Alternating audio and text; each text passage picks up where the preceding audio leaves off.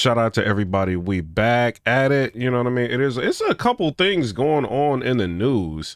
Like, I'm actually shocked that some of the things that's going on is going on. I can't like really like title the video a certain way because y'all know how, you know, YouTube and these people be, you know what I mean? It is what it is. But I seen that Biden is allowing Ukraine to use like long range missiles. Like, what is going on, bruh? This is crazy, man. Like, but before we get to all of that, I do want to show y'all something that's going on. So Whoopi Goldberg, she ends up putting up a video. It says, Whoopi has decided to make a video claiming she's the victim of the bakery incident where she lied and defamed them this past week. How much more rotten of a human being can you be? Let's listen to this. The dessert I requested for my birthday show. I never mentioned the name of the bakery or the location. It does seem a little odd that when we called a few weeks before my birthday and we were told they couldn't process the order for my birthday because of an equipment failure, but somehow they were able to accept an order of a different 48 of the same dessert when somebody else called without using my name. Did you just decide to Jussie Smollett this whole situation? Wait, hold on, bro. There seems to be a lot of talk about the dessert I requested for my birthday show. I never mentioned the name of the bakery or the location. It does seem a little odd that when we called a few weeks before my birthday and we were told they couldn't process the order for my birthday because of an equipment failure, but somehow they were able to accept an order of a different 48 of the same dessert when somebody else called without using my name. Did you? I don't know, man. Like, I know a lot of people are getting on to her saying that she's lying, but I don't know if she is. Like, I can't necessarily say she's lying or making any of this up. We don't know.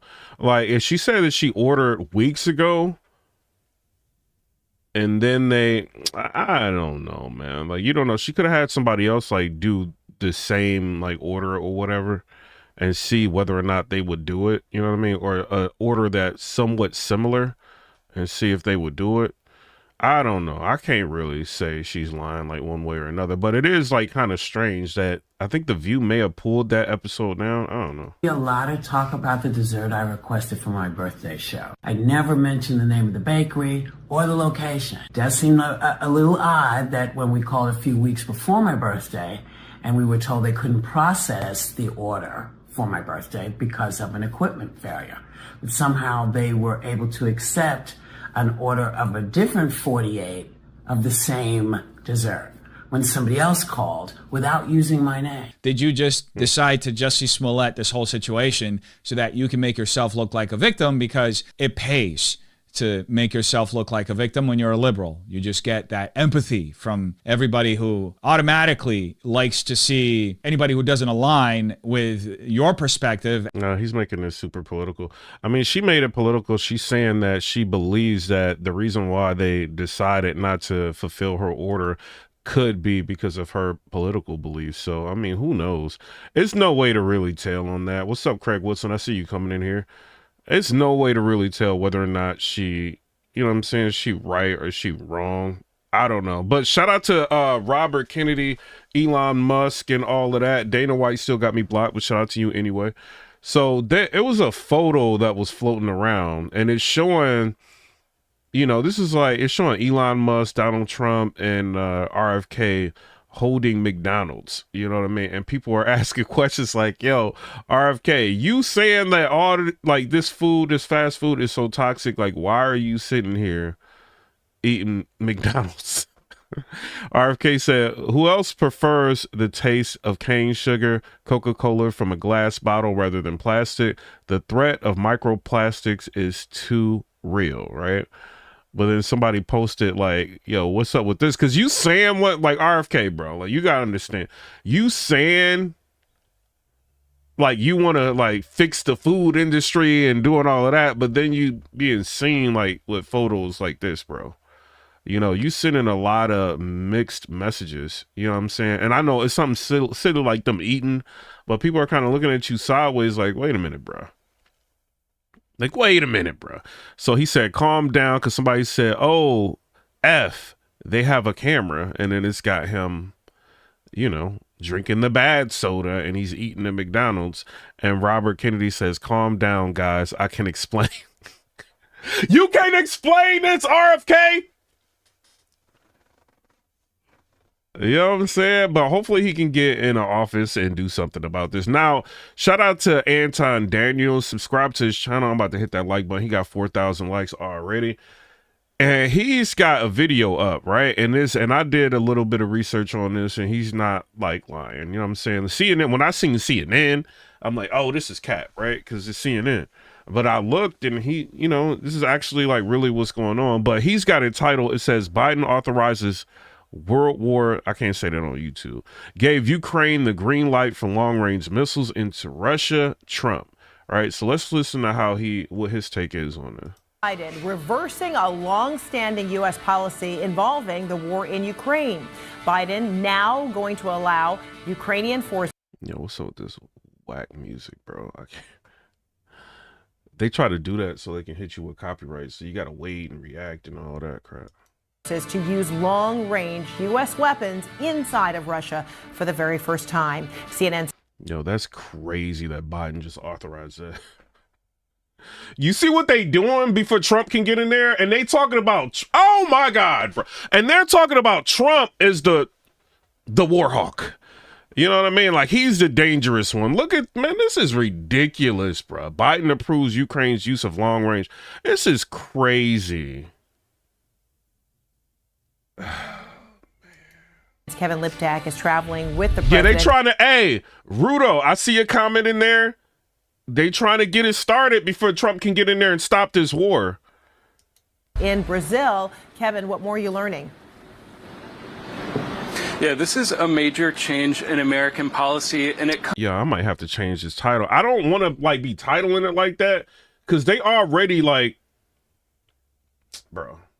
Like, if I title my stuff certain ways and it's like anything in favor of Trump, like that video be getting limited, bro. Hold on, let me title it like this anyway, man. Hold on.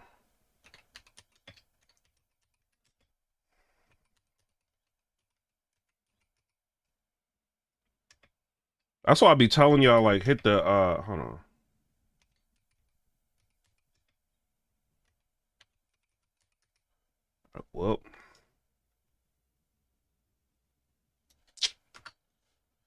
Well, I'm about to title it like that anyway, bro.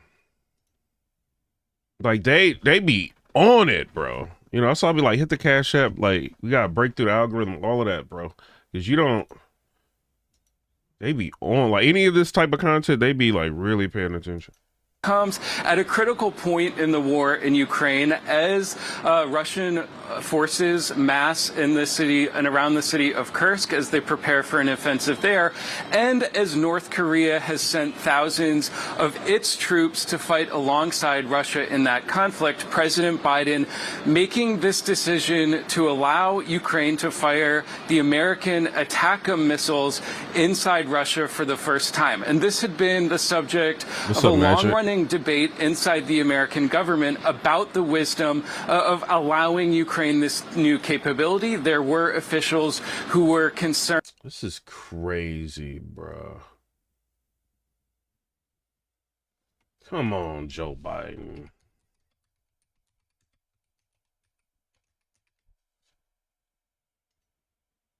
What? Let me go to the AP. AP News. YouTube like AP News. Let me go to them.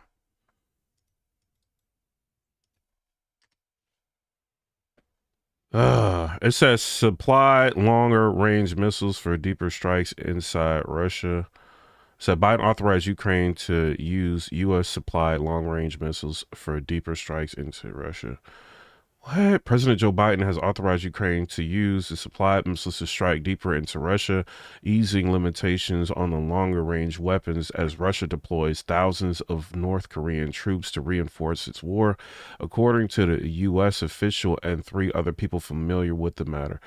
The decision allowing whatever his name is, to use the Army Tactical Missile System, or ATACM, for attacks farther inside Russia comes as President Vladimir Putin positioned North Korea troops along Ukraine's northern border to try to reclaim hundreds of miles of territory seized by Ukrainian forces.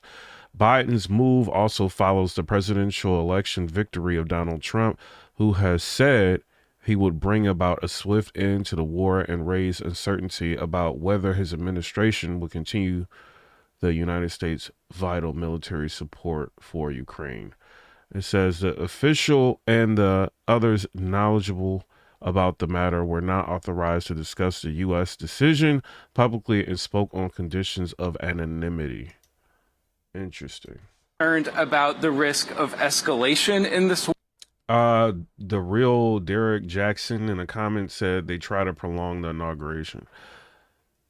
I didn't see that. Let me look at it. That's something that President Biden has been concerned about throughout the conflict. You also heard officials worry about the stockpiles of ATACMS. These are not resources in endless supply. At the end of the day, the addition of the North Korean troops to this conflict certainly has created a new sense of concern in Washington about where this war could be headed.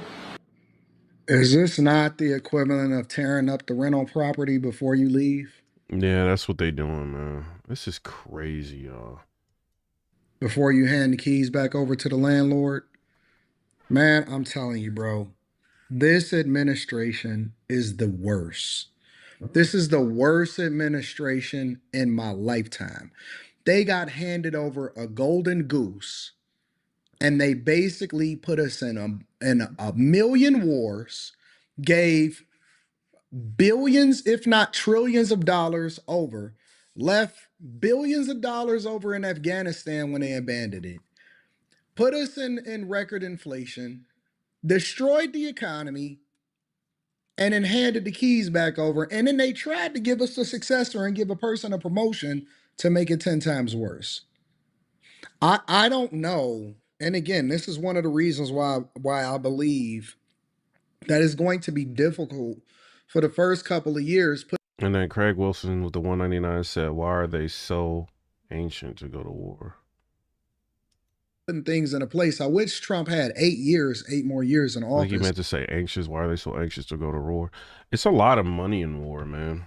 It's a whole lot of money in it. But we got J.D. Vance, we got Vivek Ramaswamy, we got Byron Donalds, we got Tulsi Gabbard.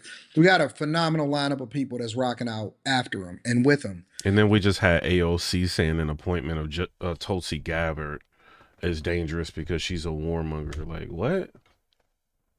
It's crazy. And then look what they're doing. But my point is that are they not going all out before the end of this situation? Are they not just saying, hey, listen, we just going to destroy everything and every relationship before we can get out of office and make this thing 200 times worse than it's ever been? I don't know how we got so involved in something that didn't have anything to do with us at all in the first place.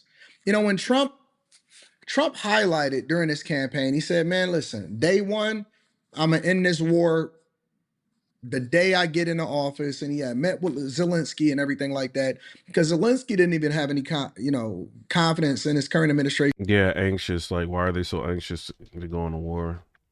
They're trying to, you got to also understand. That's why, like I said before, when Trump went ahead and he did that, he kind of addressed all the things that he wants to change. I said, like, yo, it's too early for you to do that.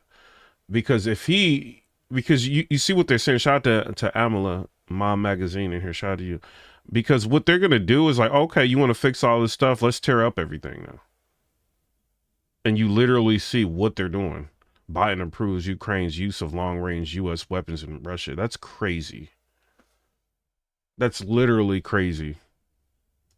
And that this thing would ever end.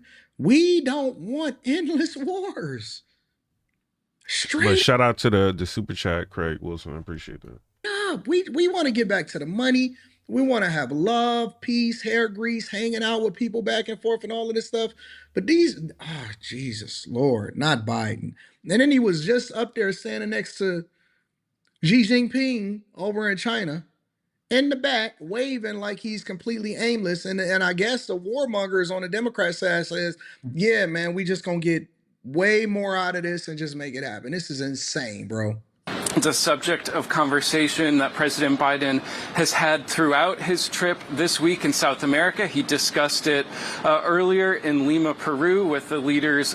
Yeah, and then somebody said also notice how both Pelosi and Biden both make a point of saying this will be a peaceful transition. Interesting choice of words for them both to be using. Body language experts say, watch language. Of Japan and South Korea. He also discussed it yesterday with the Chinese President Xi Jinping, trying to apply pressure on Beijing, to apply pressure on its largest, or on North Korea, which is China's largest trading partner, to try and convince Kim Jong-un that this was a mistake and that it could put his own troops at risk. But now this decision, I think, certainly for American officials, they do hope that it could help turn the tide in this conflict, but also send a signal to countries like North Korea that it sends its troops into this war at their own peril. Frederica. All right, Kevin Liptak, let us know. I've never seen so much incompetence in my entire life. It's almost like they're purposely trying to sabotage. I mean, it ain't like almost. That's exactly what they doing. They trying to sabotage everything. Like before he can get in there. You know, the next president-elect Trump, before they get in there. Hey, I wonder if Kamala Harris was in the room when they decided to make this decision. Whose decision? Just imagine if they had another 4 years.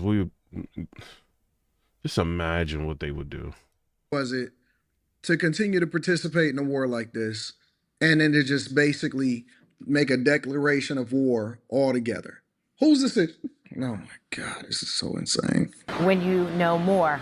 Thank you so much. Joining me right now is CNN military analyst Colonel Cedric Layton. Colonel, great to see you. So first off, explain what these missiles are all about, this Army tactical missile system, or sometimes referred to as ATACMS. Talk to me about what they are, their capability, and why this is a potential turning point. Yeah, Frederica, the MGM-140 ATACMS, as you mentioned, the Army Tactical Missile System, has a range of around 180 to 190 miles. And what it can do is it can attack things like ammunition depots, troop concentrations, logistical centers, all of those kinds of things that could resupply a front line. So what the purpose of this is, from the Biden administration standpoint, is to actually make it possible for the Ukrainians to prevent the Russians and the North Koreans from attacking the Ukrainian concentrations in Kursk, which is the territory of Russia that Ukraine has occupied since. So, all right. World War III, here we come. We just gonna go ahead and just declare it, just destroy everything that we worked for, that we was looking forward to. I was looking forward to peace, because with peace comes better stabilized prices, like with goods and commodities and stuff like that. So, like that's what I was looking for. I don't want us going to war with nobody, man. Leave it up to a sleepy president that's standing up there waving like this and his hand going 1 mile an hour. To just absolutely just plunge us into some of the worst situations that we was trying to get out of in the first place.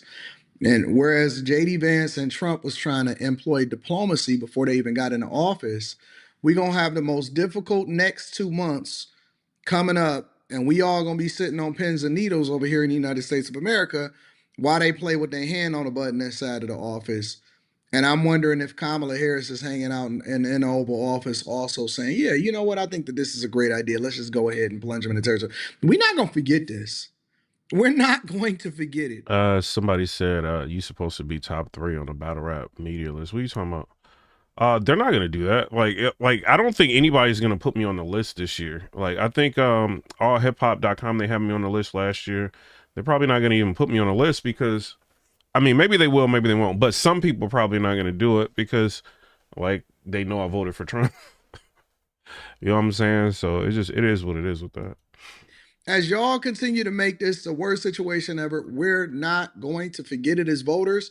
I am going to be reminding people 2 years from now in the midterms, 4 years from now in the next election, I have a long memory. And when I was documenting what was going on for this election coming up, and I was hearkening back to 2021, you best believe I'm going to be hearkening back to 2024. Let's see what Fox News got to say about this. It's crazy. Well, Eric, joining us now from... There's no way they're going to let this video rock with monetization. Like, I might have to cut this video. How does allowing Ukraine to strike Russia with U.S. supplied weapons change the Ukraine-Russia war? Well, Arthel is probably going to enrage Putin, which, of course, is problematic.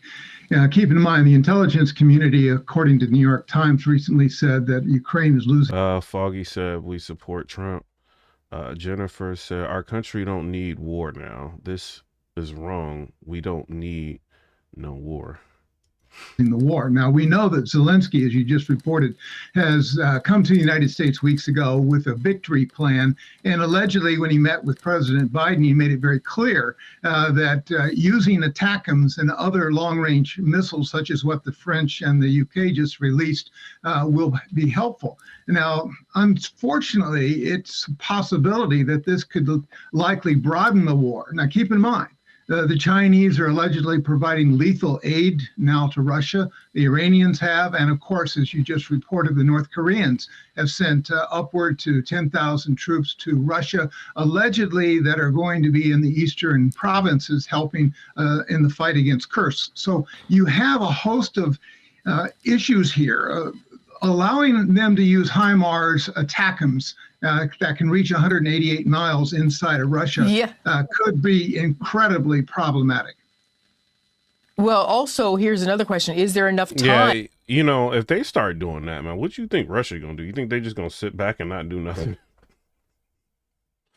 They're not playing. For Ukraine to take advantage of these long-range missiles in the next 64 days, enough to put Russia and the North Koreans... I mean, even though Russia is starting it, you know what I mean? Like, they going to... We desperately need... We need, like, a change, man. On their heels. Unlikely. ATACMS are not going to make a major difference, quite frankly. What it will do is put Mr. Trump, as he assumes the presidency, in a much worse situation because the Russians, like I said, have been enraged. And so you have a series of things that have happened, Arthel. Mr. Biden, in fact, thought that the war in Ukraine was going to bolster our industrial base. It didn't. And he also was hoping that it would degrade the Russian military. Unfortunately, what Vladimir Putin has done is upgrade his industrial base to produce more munitions. And he is, just increasing his selective service to bring more people into the ranks, to include, of course, the North Koreans. So you have the makings of a much broader war. So we need to be incredibly careful here about allowing Zelensky's so-called victory plan to go forward in a way that could just rob us all of our future freedoms. Well, okay, you said that Putin's reaction has already been to increase his forces. Well, he's taking North Korean forces, so he's not that impressive. So his military is wounded by the smaller, mightier Ukraine. That said, listen, as we said, in 64 days, Trump will be the U.S. president. How do you think Trump's military advisors will guide him? Yo, why do you think, I'm just asking, why do you think Ukraine started the conflict? Because everything I read says that Russia started it. He said Russia and Korea and China will clap back. I'm just asking. It says Putin addresses the nation on 24th of February, minutes after Putin's announcement that invasion began, before 5 a.m. Kyiv time on 24 February. Putin, in another speech, announced a special military operation which effectively declared war on Ukraine. So, I mean, from everywhere I look, it looks like Russia is the ones that started it. Well, it's going to take a while to bring them aboard. Clearly, Walz and, perhaps Hegseth and others will be able to advise him to go slow. Mr. Trump's already made it clear, Rafael, that he wants to get out of this war, wants Ukraine to have peace in the future. And I think that the statements over the weekend by Vladimir Putin suggesting that, yeah, he's ready to talk in a matter of speaking. And Zelensky has said as much as well. What we don't need to do at this late hour in the Biden It says, when did the current conflict between Russia and Ukraine begin? Russia started growing its military presence around Ukraine, including in Belarus, a close Russian ally to the north of Ukraine. In late 2021, under various pretenses while remaining vague on its intentions, by December of that year, tens of thousands of Russian troops were hovering on the border, virtually surrounding the country and stoking tensions that led to a call between Putin and U.S. President Joe Biden. Fears escalated in early 2022 as a number of Russian forces surrounding Ukraine increased. Biden and Putin talked again. UN Security Council sessions were called to address the crisis, and numerous leaders from NATO, the U.S., and other countries called on Russia to de-escalate or face retaliation in some form. The most recent estimates prior to the invasion put the number of Russian troops on the border at close to 200,000. So, I mean, I don't know. It looked like they kind of was...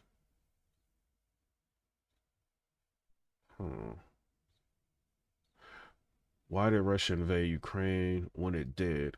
It all could have come down to Russia's resources at the moment. Pomerantz says it might have been the most opportune time from Putin's perspective. He adds, because the country has 600 billion in foreign currency reserves and had already put significant resources into reconstruction of Russia's army. I think Vladimir Putin thinks this is the best time for him to right what he perceives as a great wrong and reverse Ukrainian independence and sovereignty, says Pomerantz of the Wilson Center. Putin likely also viewed the West, including the U.S. specifically, as weak, Pomerantz adds, which could have impacted how much help he thought Ukraine would actually get. So, I don't know.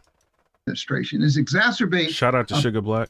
A pretty bad situation that perhaps has a chance of resolving itself in a peaceful way in the near future. Alma says she was told by an active military member that. But I don't. Who knows? Who knows? But for everything that I've read and I've seen, Russia was the aggressor in this situation. I think all of us want peace. What we don't want, obviously, is the total occupation of Ukraine by the Russians and more killing. And that's unfortunately what's happening.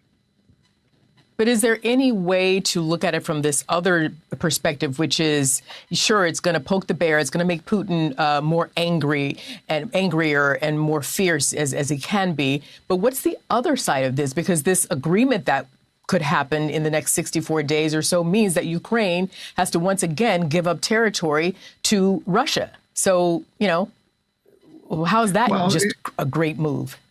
Yeah, this is a bad situation for all involved. I do believe with the Russian parliament having already accepted the 4 provinces of eastern Ukraine as part of its kingdom. I'm not going over there to I'm not fighting for nobody, bro. Y'all not about to be dragging me around there, bro, for this. If it gets crazy like that, nah, bro. We ain't doing that, man.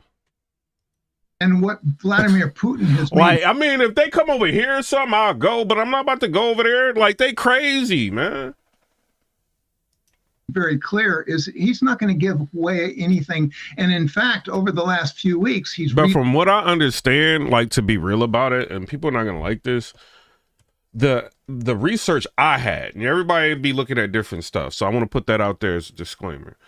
From what I've been seeing, the Ukrainian, the part of Ukraine that Russia wants actually belongs to Russia. So he always felt like that's been their land. So he felt I'm taking my, we're taking our land back. That's kind of how I look at it. And like the United Nations or whatever, like they're not gonna want like Russia to expand in any capacity or to get control of any type of ship and anything. Like they don't, you know what I mean? But when you really look at it and you look at the history, like who was it? I think was it Vladimir Putin sat down with somebody, and he was it the dude? Was it Tucker Carlson or somebody? And he went through like the whole history of like Russia and everything. Bro, it seemed like to me, like it just like, bro, they want their land back, bro.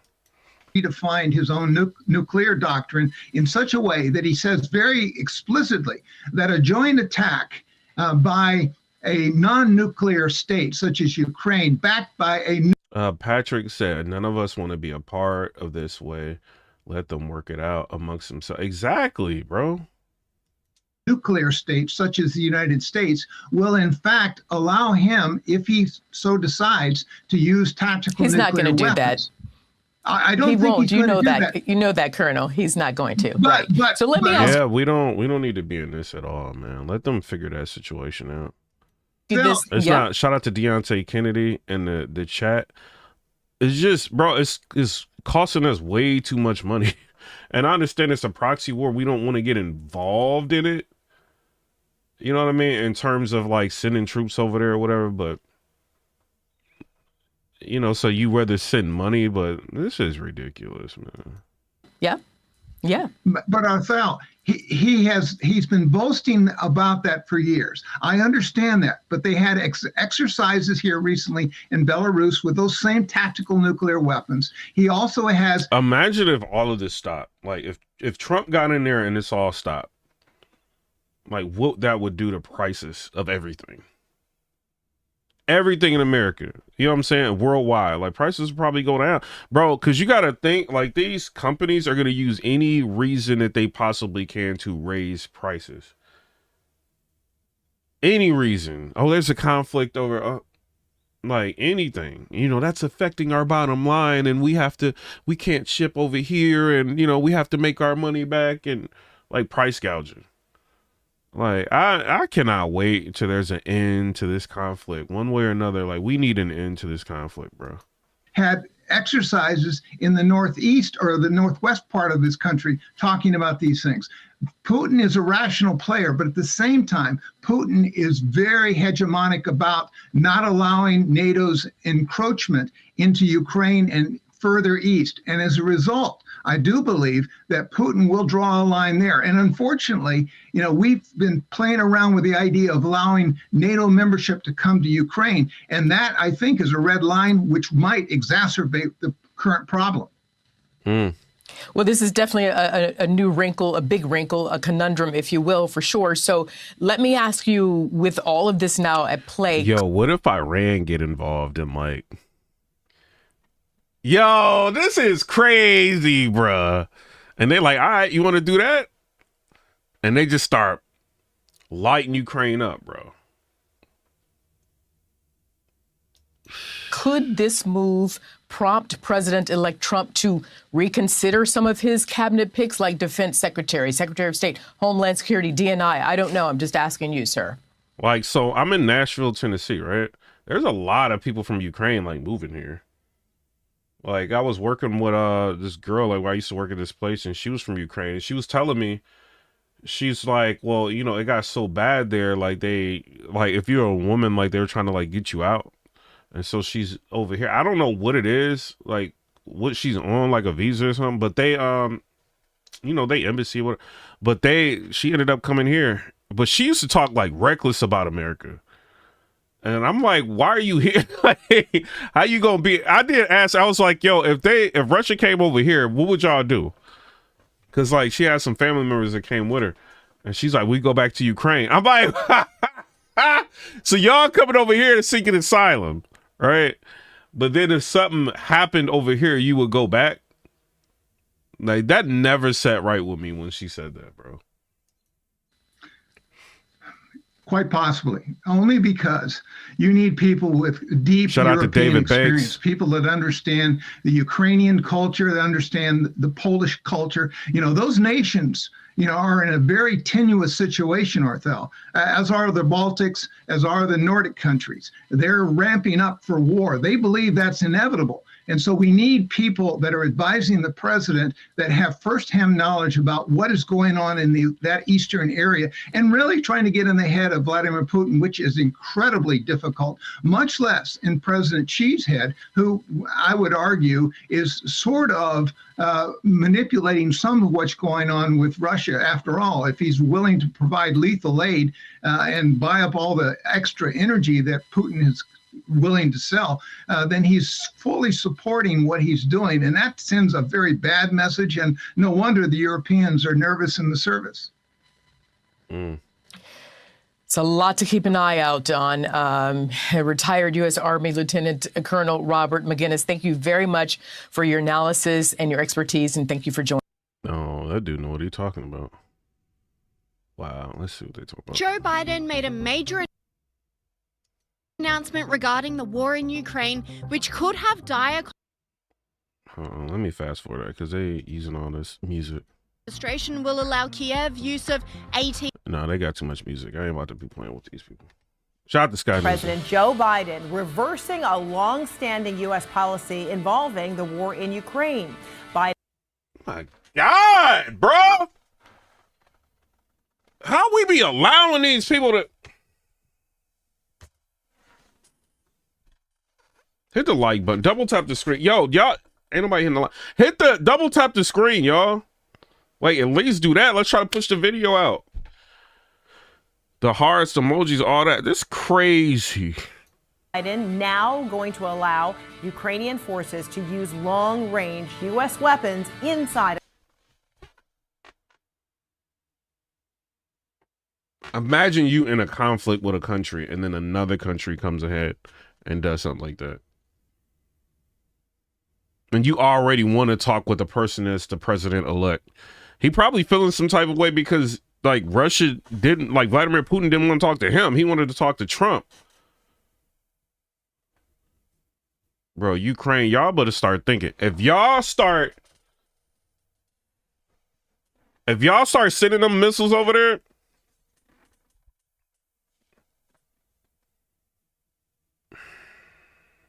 I can't wait to hear what Trump got to say about this, bro. Of Russia for the very first time. CNN's Kevin Liptak is traveling with the president in Brazil. Kevin, what more are you learning? Yeah, this is a major change in American policy, and it comes at a critical point in the war in Ukraine as Russian forces mass in the city and around the city of Kursk as they prepare for an offensive there, and as North Korea has sent thousands of its troops to fight alongside. Emma said, we sent billions there to send their people here. Yo, that is a fact, bro. That's crazy to think about it. And like when they come here, they get like, Jesus, man. Russia in that conflict, President Biden making this decision to allow Ukraine to fire the American ATACMS missiles inside Russia for the first time. And this had been the subject of a long-running debate inside the American government about the wisdom of allowing Ukraine this new capability. There were officials who were concerned about the risk of escalation in this war. That's something that President Biden has been concerned about throughout the conflict. You also heard officials worry about the stockpiles of attack. Let's see what these comments are saying. Bro said he's going all out before he leaves. I know, right? Like people waking up, man. That's why Biden was smiling when he met Trump in those pictures. He was like, oh boy, am I going to ruin your first day in office? He's attempting to force an uncontrollable scenario between Trump and Putin. How can anyone defend this? They're trying to ensure this war will never end. Exactly. Exactly. America is waking up, man. This is going to be the longest 2 months until the inauguration. Just imagine what else they're going to do. Like, when I tell y'all, like, you don't know who behind these politicians pulling the strings. You don't know. Like, bruh, I ain't gonna say they want war, but their actions are showing. You know what I'm saying? They ain't really trying to stop it. You know, so when Trump is the one that's in America that's trying to talk about he wants to stop it. When the renters destroy the apartment before eviction day, they're going to do all the damage they can before January 20th. We got World War III before GTA 6. Facts. Facts. Hold on. Trump, I could end the Ukraine war in a day. Biden, hold my ice cream cone. Certainly, I don't see Russia having to seek permission to use North Korea, Turkish, Iranian. For sure, they have Chinese and other missiles. Biden, I'll be dead soon anyway, so like, whatever. His people trying to destroy any hope, disgusting. Biden uncaps a grenade, lops it to Trump. Here you go, buddy. Good luck. Why does this feel like an ad for Lockheed Martin? I need my tax money in the USA, not in Ukraine or Russia. Wait a minute. I thought Donald Trump was the one who was going to bring us World War III. So, I don't know, man. These are not resources. And hey, Trey, Trump, Putin respected Trump enough to where he didn't try this when Trump was in office. Am I wrong? And then the real Flapjack said you can't control people that aren't in the circle. Lorraine said they are going to cause chaos to maintain power. In endless supply. At the end of the day, the addition of the North Korean troops to this conflict certainly has created a new sense of concern in Washington about where this war could be headed. It's a subject of conversation that President Biden has had throughout his trip this week in South America. He discussed it earlier in Lima, Peru, with the leaders of Japan and South Korea. He also discussed it yesterday with the Chinese President Xi Jinping, trying to apply pressure on Beijing. Yo, they slowing this video down, bro. To apply pressure on its largest, or on North Korea. Yo, why y'all slowing this video down? Y'all don't. Well, why y'all doing that?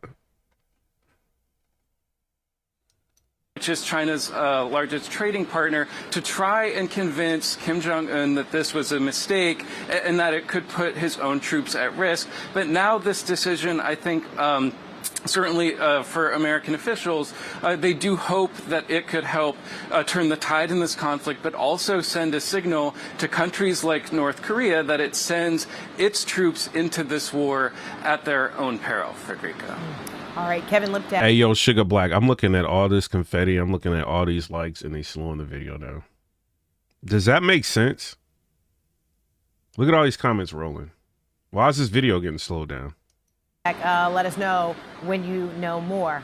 Thank you so much. Joining me right now is CNN military analyst Colonel Cedric Layton. Colonel, great to see you. So first off, explain what these missiles are all about, this Army tactical missile system, or sometimes referred to as ATACMS. Talk to me about what they are, their capability, and why this is a potential turning point. Yeah, Frederica, the MGM-140 ATACMS, as you mentioned, the Army Tactical Missile System, has a range of around 180 to 190 miles. And what it can do is it can attack things like ammunition depots, troop concentrations, logistical centers, all of those kinds of things that... Look at all these comments and everything. could resupply a front line. So what the purpose of this is, from the Biden administration standpoint, is to actually make it possible for the Ukrainians. Richard said we're in the supposedly in Koreans fighting, which you never see. They just tell you that. Yeah. To prevent the Russians and the North Koreans from attacking the Ukrainian concentrations in Kursk, which is the... Hey, so I was gonna like talk about the Mike Tyson thing. It's just like a lot of people speculating on what the contract actually is, and we've seen like a lot of screenshots of what could be the contract. I think people are speaking out, and people kind of see, you know, we're gonna get back to this, that something was off with Mike Tyson. Like there was a lot of times that Jake Paul left himself open at where Tyson didn't even hit him. So what they're saying is that Tyson wasn't allowed to do any uppercuts. I don't know if that's true or not, but this is what they're saying. This is what everybody's saying. Like he wasn't allowed to do any uppercuts, and he was going to get the most amount of money if he went all 8 rounds. So if he would have knocked Jake Paul out in the first round, you know, that little contract or whatever that's floating around on Twitter, like he would end up losing a lot of money. And the purpose of Mike Tyson even doing this is to try to make the most amount of money as he can to continue to pay his bills, you know, and leave some money for his family. So, you know, he was just in a disadvantage, man. Territory of Russia that Ukraine has occupied since August. And you can see it. I mean, like towards the end, like Mike Tyson was gassed out. But like in the first like 4 rounds, you can see someone right. So these missiles are designed to go in and to take out those kinds of things, like those logistics installations that I described. And they're designed to do this. And like, I'm not even, you know, we're gonna get back to this, but I'm not even mad at Tyson, really. I mean, I'm annoyed that he did it, but like a lot of these people will put you in a situation, you know what I mean? You can make money, but they're gonna come out, you know, with the advantage. It's just what it is, man. And then like I heard, I'm not sure if this is true or not, but what I heard from what I read, what they floating around on Twitter, is that Jake Paul also picked the judges. So you in a lose-lose if you Tyson. You could see it when he walked out, like something wasn't right, you know, and to him, he may be looking at it like, okay, this is just entertainment. This is not a real boxing match if I got all these rules or whatever. But the problem is, if it's true, right? Like Jake Paul is, I don't even want to say it on YouTube, man. He is like one of the most disgusting people.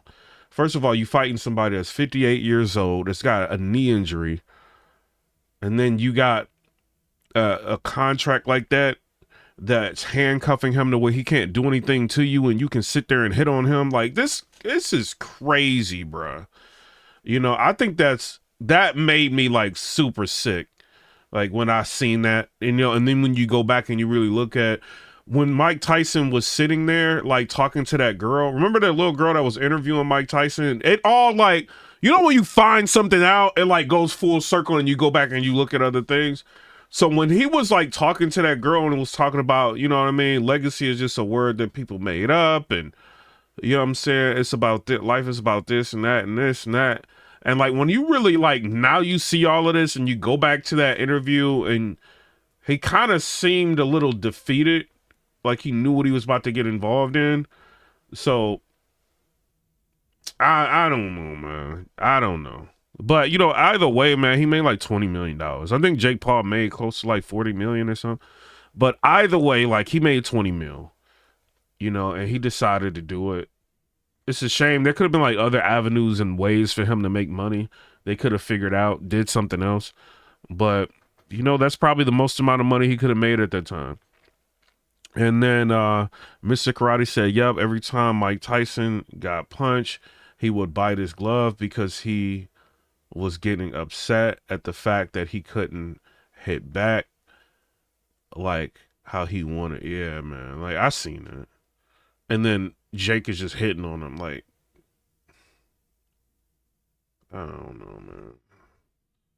Jake is, like, now I see, because when I first watched it, I'm like, oh, well, you know, Mike Tyson's gassing out or whatever. You know what I mean? But I think Mike Tyson may have won the first round or two.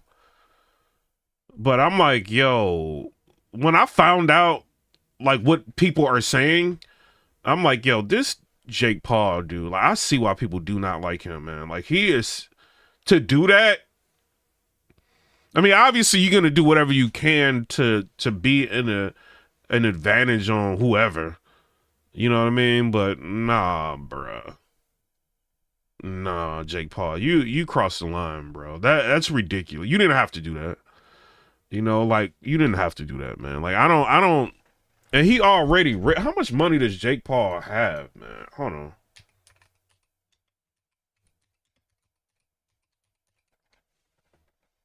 Jake Paul's already worth from attack.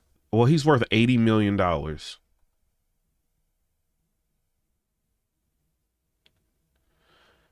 But then it's like it's a flip part to it, right? In life, right? I'm not living Jake Paul's life, Mike Tyson's life. You know what I mean? Y'all not living their life. So I'm looking at it from a principle point of view. Like, you know, I wouldn't do that. But maybe you got to do like weird stuff like this in order to have $80 million. You see what I'm saying? Like, so, I mean, if you Jake Paul, it's like, oh, you gonna listen to Piperboy Williams? Like, what do you got to say about it? Who ain't got $80 million? Or are you going to try to like do what you need to do to get the $80 million? Because at the end of the day, like we're going to be talking about this for probably the next like 6 months. Like people going to be like upset about this, but they be thinking like these entertainers think like years down the road. You know, he could just get offline and enjoy his money, fly. He don't even have to be in America. Like he could be like wherever. I mean, I know that was like worldwide, but like he could be wherever and chill in places that are so expensive you can't even be there. And he don't have to, you know, when you that big, wherever you go, people are going to cater to you. They're not going to tell you what they really think and what they really feel about you. You know what I mean? I don't think. Like I seen like a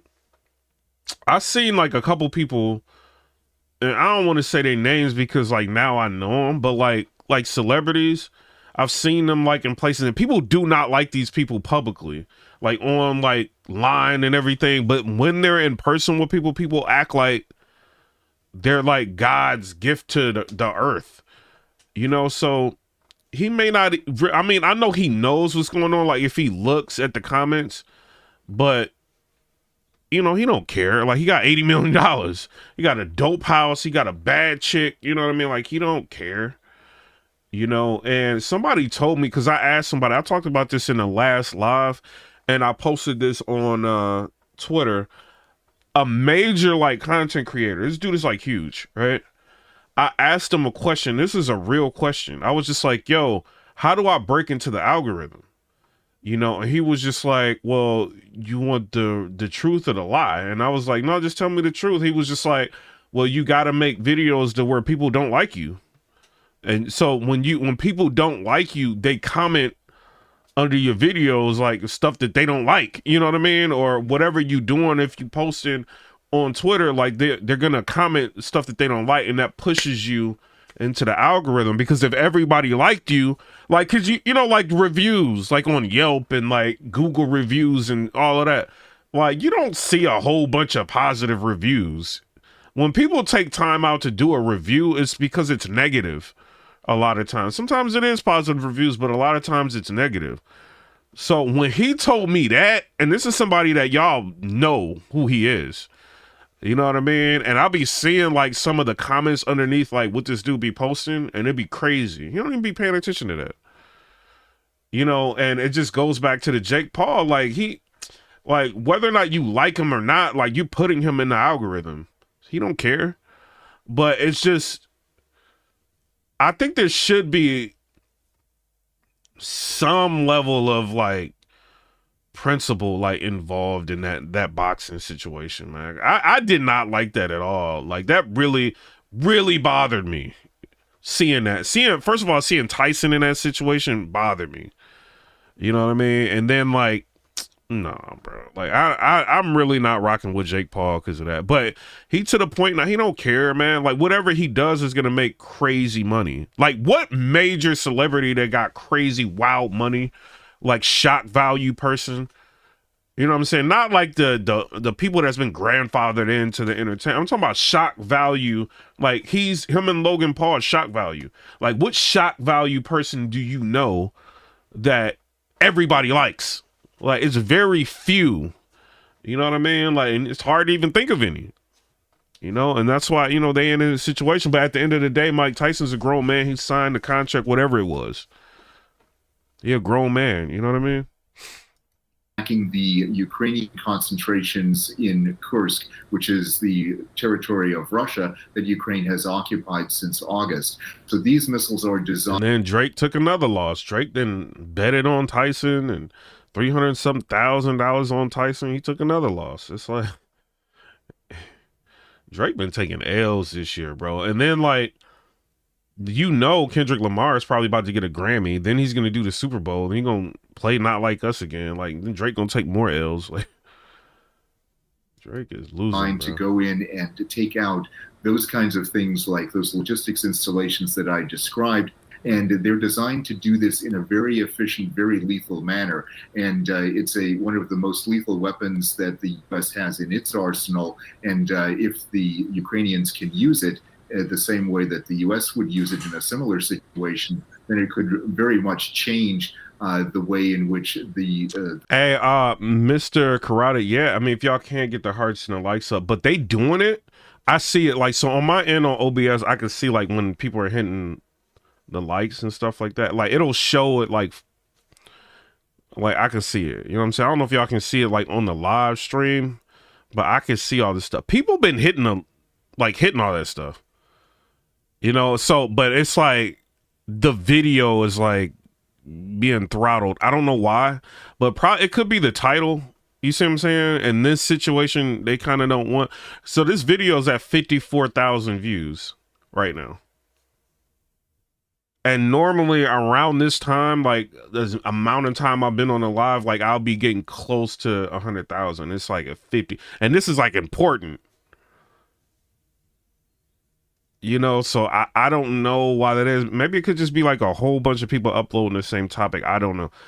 April said, all evidence points to stage exhibition fight. Tyson made his choice, and I'm not mad if he needed the money. It is what it is, bread. And then, like, I mean, the public knows what happened, bro. Like, a lot of people, they kind of know, bro. You know, this ain't like, it wasn't, when you watching it, like, oh, like, I mean, we know this was like, it looked staged, bro. And Jake Paul just hitting on a dude that can't do nothing to him, like, that is, man. He wouldn't step in the ring with Tank. Like, he wouldn't. You know what I mean? Like, and Tank ain't gonna sign no contract like that. He gonna step in the ring with people that are desperate to sign a contract. You know, so he can like have everything in his favor. Like, this is what it is. The war is being fought right now. So would there be conditions attached? At least I think. I don't know. It's what I think. Might the U.S. have said, okay, we give the green light to use these, but they do have to be logistical locations, like you just mentioned, logistical Russian, targets. Would there be any further guidance from the U.S. on how and what the conditions are in which to use these? Yeah, I'm certain there is further guidance from the Biden administration to the Ukrainians on this. What they will probably say is that you can only attack those installations that are supplying the war effort against you in Ukraine or in Kursk in this particular instance. So the idea would be, Frederica, that they would go in and they would give them a list of targets that they can hit. The Ukrainians would perhaps provide a list of targets that they would like to hit. Sugar Black said, listen to me. Shout out to Sugar Black. Then they would say, yes, you can use these weapons to hit those targets, or no, you can't hit those targets. Yeah, Mike Ferrandis said, I would sign a contract for $20 million too. Like, I mean, you see what I'm saying? Like, I mean, I could say all day long, like, no, I wouldn't do it. But if they came to you like, yo, we got 20 million, Jake Paul gonna win this thing. It's just, you got to be cool with that, and he could hit you. The only thing you could do is you could really bob and weave. You know what I'm saying? But at the end of the day, like, he's going to win. Like, In order for you to really get Now it's paid and get the payout, you gotta let them win. Like, what you gonna do is $20 million. Like, people were taking dives when they was fighting like Tyson back in the day. You don't think they're gonna do it nowadays? And Tyson used to a certain life, you know what I mean? A lifestyle. He really is, bro. You know what I'm saying? He got like the hot box, he got all that. He making money, but he used to a certain lifestyle, and his family is used to a certain lifestyle. So he gonna do whatever he can to make sure that continues. One thing that would definitely be off the list would be nuclear installations or anything that would affect the strategic warfighting capability of Russia. That would most likely be off the list at this point in time. And then how much of this is also in response to North Korean troops being in Russia and potentially assisting in this war in Ukraine? A lot of it has to do with the fact that the North Koreans are in Russia doing this and providing support to the Russians and probably joining them in a military sense. So what the Biden administration is signaling is that that kind of addition to the Russian war machine is unacceptable to us. We don't want foreign troops coming into Russia supported. I ain't about that, man. Let's lighten the mood up, man. Like, they're trying to start World War III. Now it's time for I ain't with it. I ain't going. Now it's time for lefties losing it. And let's start, lefties, with this dose of insanity. I will give this woman credit because she starts off with some honesty. She calls herself unhinged and then proceeds to act like she is unhinged. Completely unhinged. I went to the grocery store, and while standing in line, I was trying to guess who voted against my rights. And I couldn't guess anymore. I was out of guesses. Because you're like sheep in wolf's clothing. And I just wanted to scream. These people are insufferable, and it's wolf in sheep's clothing, not sheep in wolf's clothing. If nursery rhyme themes confuse you, it might explain why you're a lefty. And this next lass thinks she's brave and profound, but personally I find her a little sad and scary. How's this for a motivational phrase? Y'all know what's funny? As soon as I got off that video, my views started going up. Y'all ain't slick.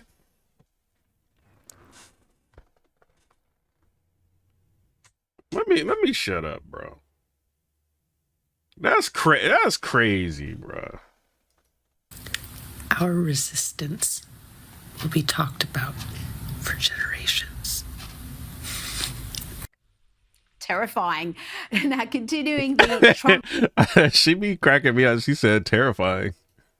Our resistance will be talked about for generations.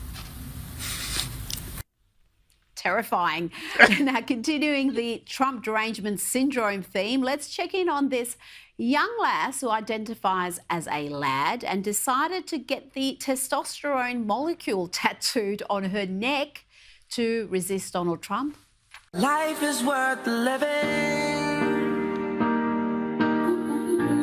Why do that? I mean, do you want to be unemployable? I'm stating the obvious here, but real men don't need to get testosterone molecules tattooed prominently on their bodies because, you know why? They've got that XY chromosome. We all have testosterone, but us ladies are lacking the Y, and no amount of ink is going to change that. Now to a young lady who thought she was going to be a fixture in the White House. This is the 23-year-old daughter of Tim and Gwen Walz, Hope Walz. This country does not deserve Kamala Harris. That woman should go live her best life wherever she wants, doing whatever she wants, because we don't. What are you talking like? Control your kids, Mr. Waltz. Control your kids. You don't know what she's talking about. Don't deserve her at this point. I agree with that. America doesn't deserve Kamala. It deserves a lot better, and that's why they voted for Donald Trump, and they're getting better with Trump and Vance. It's good when we can all agree, isn't it? Now, listen as Hope Walz, like all lefties losing, it shows she's full of hate and loathing while claiming to be all about love and tolerance. These people have to live in their own skin, as in J.D. Vance and Donald Trump have to be J.D. Vance and Donald Trump. And that is not a punishment I would wish upon anybody except those two individuals. Yeah, so I'm just really grateful that I am who I am and that I'm on the side of love and hope and joy and progress. Oh, gosh. She's not new to activism. Journalist Andy No reports that during the deadly BLM Antifa riots in her state in 2020, Hope leaked information about the National Guard to inform rioters when to disperse. But I have some good news here. Hope Walz has finally taken care of her personal hygiene and had a shower and brushed her teeth. How do I know this? Because she posted about it. Really? This morning I woke up and decided I needed to take a shower, and so I finally did that, and I did my skincare for the first time in a couple days, and this is very embarrassing, but I brushed my teeth for the first time since Tuesday night. Now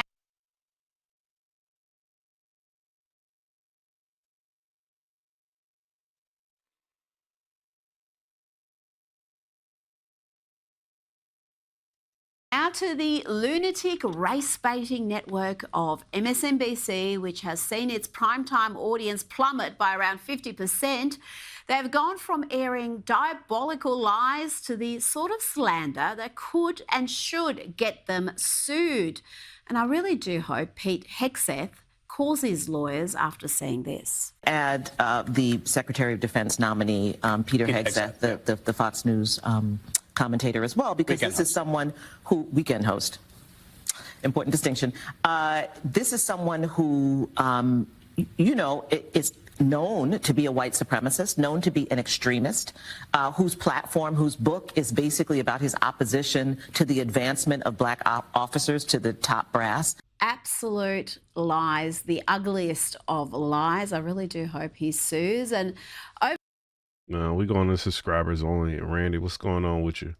over at CNN, they're trying to scare the American people about Trump, but they just end up making him look even cooler.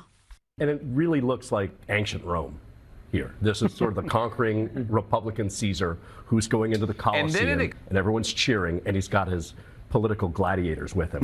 That appearance isn't just... Shout out to Rita. Y'all go subscribe to Sky News Australia. Let's get to some these Piers Morgan debates. And then it expanded. This whole concept... I'm not really buying this defense, are you? I'm not really buying this defense policy, which for how she would improve. Why Trump attacked her. A lot of people, I thought, Piers, listen, I thought enough people in 2024 would be okay voting for a black woman. I was wrong. Number three, right-wing disinformation really worked on $140 million. So to be clear, it was just to be clear, Wajaya, hang on, just to be clear. So far, you categorized the reasons that people voted for Trump and not your woman, Kamala Harris, was racism, sexism, right-wing disinformation, and because they were basically too stupid. No, I didn't say that. The number one. Well, they didn't believe facts, as you put it, so they voted. They voted on the wrong facts. I mean, I'm not being funny with Jahed, but it does seem to me you look are at the number one factor. Can you just add the number one factor? If you don't mind me saying, you are sounding quite ludicrously deluded. I've got to be fair to you and say I like you, and I ludicrously deluded. Respect you, but honestly, you are. Let's bring in Clay Travis, who can't stop laughing. I mean, Clay. I said your guy won. won. Hang on, you've had a good start. I'll bring you back, Clay. I've really noticed this trend, which is rather than just admit what I was saying for the entire campaign from when Kamala Harris came in, which is she was a terrible candidate who couldn't seem to articulate any policy which for how she would improve the fortunes of the country, and quickly reverted to the Hillary Clinton failed playbook of surrounding herself with Brittany Peabody said Trump can't get in soon enough.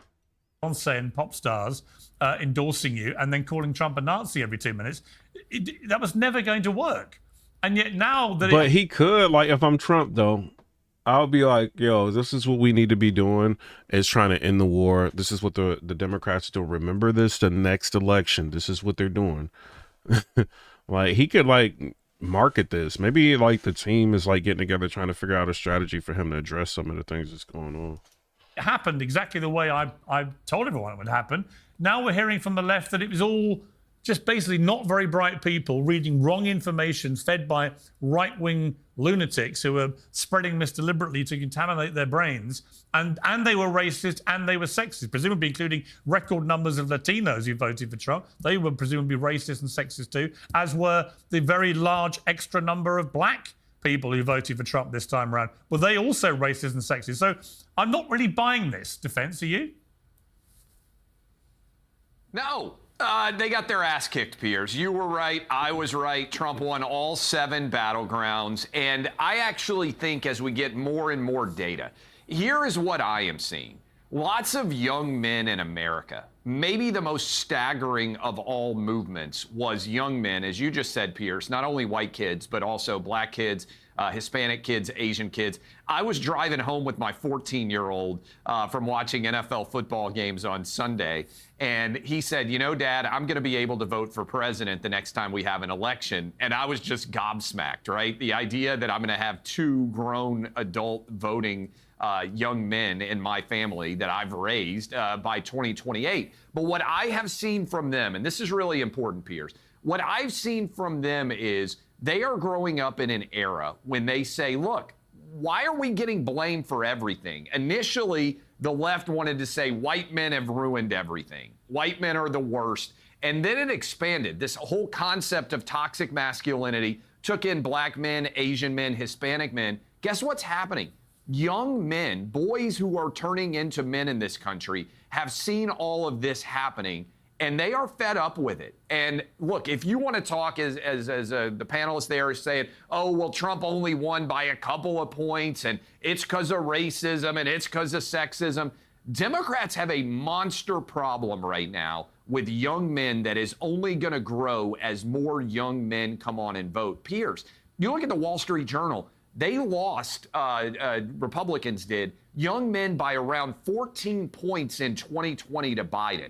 By 2024, Trump, according to the Wall Street Journal, won them by about 14 points. That swing didn't happen because of racism and sexism. It happened because the Democrat Party is fundamentally anti-masculine. They know it. Yeah, they don't like men at all.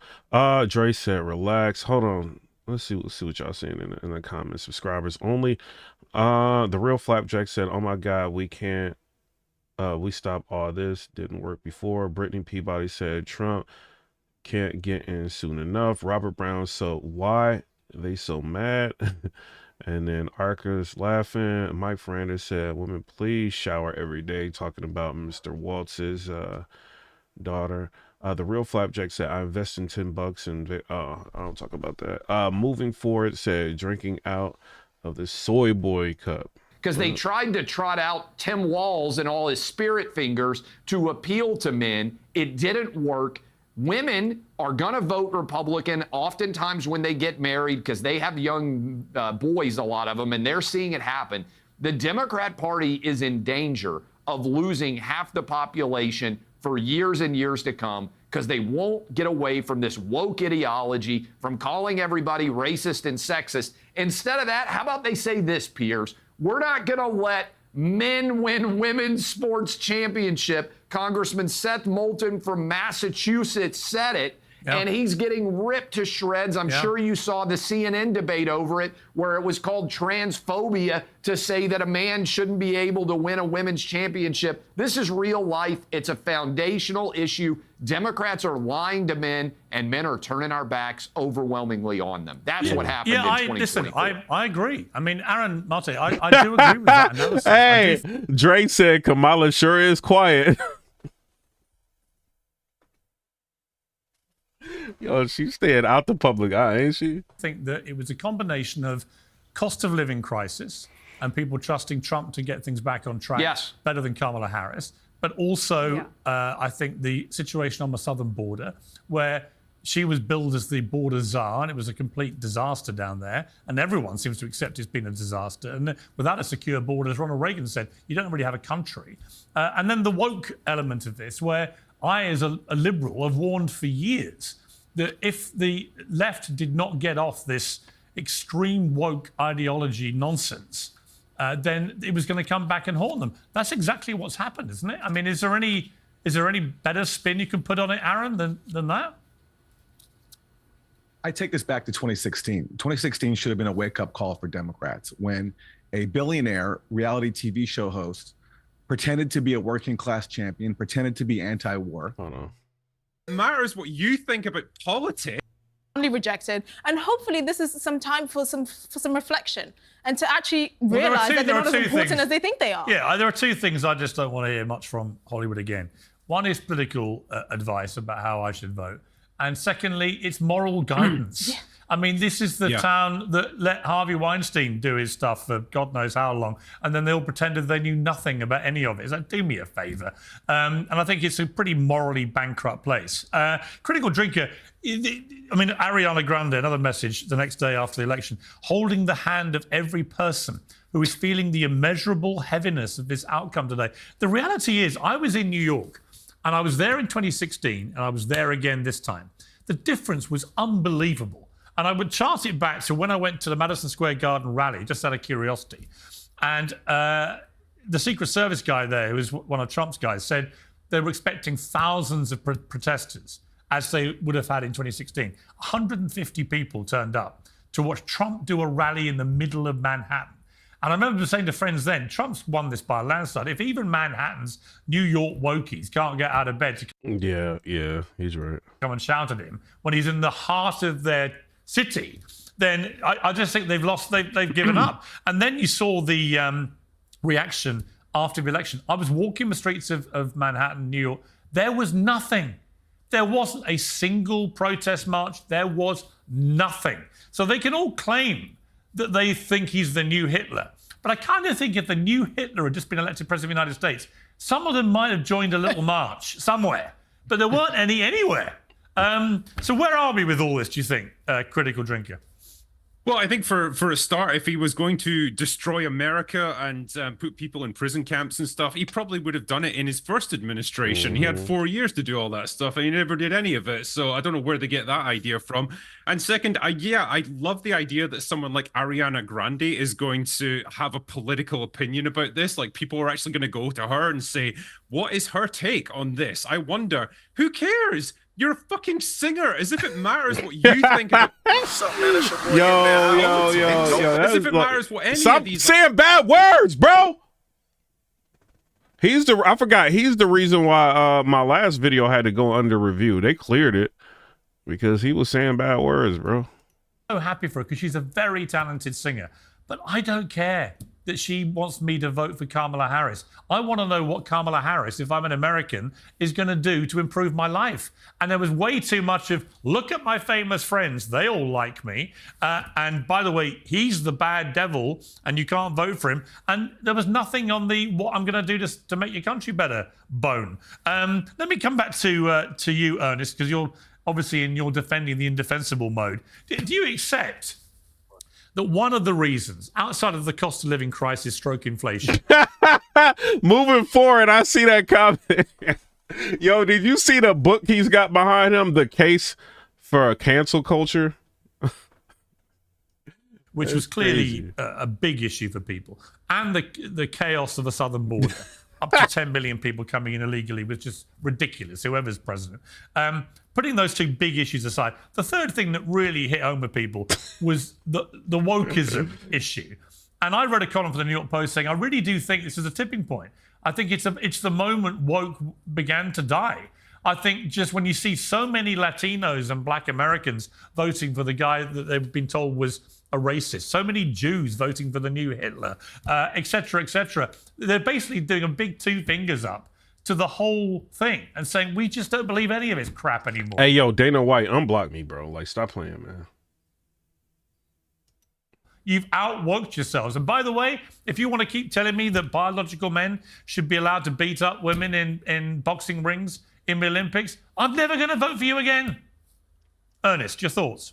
And then Teasel said, it's the Pompeo effect. It is more stars promoting its fake news. Like, I don't know. It's wild out here. Are you going to actually let me have them? Yes, if you have anything that could actually respond to that. Sure. Yeah, actually. So for starters, I would just say that a lot of these issues and the narratives of them and the misinformation about a lot of those issues, people are going to have to just F around and find out, to be honest. What's the misinformation? What misinformation? A lot of, I would say that a lot of the promises, sure. Here's the thing. people's lives are going to be impacted regardless. A lot of the misinformation? What misinformation, man? I'm going to get there. So the tariffs, right? About what he's going to do economically with tariffs. What is he going to do about immigration issues? His policies, the people he's going to put in his cabinet. Look, we can be here and we can What's go the for blows and misinformation? talk about who's better. Can I finish? What's the misinformation? Okay, tariffs, the economic plan that he has. What about There's some misinformation there. Project 2025, which he denied he was going to do. And now his people have said that was a part of the plan. So which one is it, right? No, you see, Ernest, the trouble is the disinformation. What are you talking about? Disinformation? Where is it? Ernest is actually now coming from. It's now coming from your mouth. That's the problem. He literally said. So let me correct you again, Pierce. He literally said that he was not affiliated with Project 2025. Now his biggest advisors are saying that that was a part of the plan, including Steve Bannon. They're trolling. Okay. They're trolling. You're familiar with the concept of a joke, right? We'll see. Yes. So You can't even joke around these people, bro. Like, we'll see if they're trolling. We'll see. We'll find out. But people are going to be impacted whether or not he is or isn't. But for a presidential candidate and his advisors to still be trolling after an important election shows you how immature and unserious they are. I find it incredible that the party that decided to call. Yeah, hang on one sec, critical trigger. Let Esther finish, then I'll bring you back in. I find it incredible that the party that decided to call tens of millions of Hispanics Latinx didn't see a beat down on the horizon. What Hispanic person do you know? They can go up and say, "Oh, you're Latinx." That wouldn't punch you across the face. I mean, it's ludicrous. Yes, ridiculous. That's like calling me Africanix. Why don't you ask the Latinos? Do you want to be called Latinx? No, none of them did. It turned out. By the way, none of them seemed remotely offended by the comedians joke about Puerto Rico. None of them. Didn't make any difference. No sign that any Puerto Ricans gave a damn. They saw that this guy's a roaster who roasted everybody, including his own mother, in the same speech, and just thought, you know what, he's quite funny. That's what roasters do. Listen, we'll find out. Meanwhile, Ernest is throwing his toys out of the stroller for 5 days about it, thinking the whole election just swung because the comedian offended Puerto Rico. It's like, they didn't, buddy. They had a sense of humor. The fact that advisors are trolling and we are getting comedy back and more Puerto Ricans voted in this election than ever, that Tony Hinchcliffe, by the way, from Kill Tony pointed out, he's an international treasure. Is the world healing? We can laugh at ourselves again. No, the point is, Ernest, Puerto Ricans didn't think it impacted them. They saw it as a joke.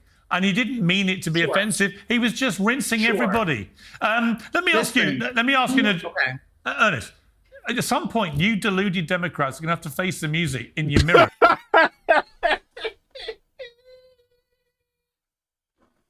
Yeah.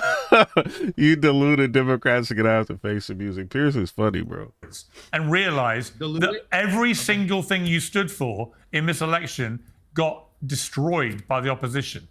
They vote, the American people, black, white, Jewish, Muslim, everybody gravitated to the bad guy.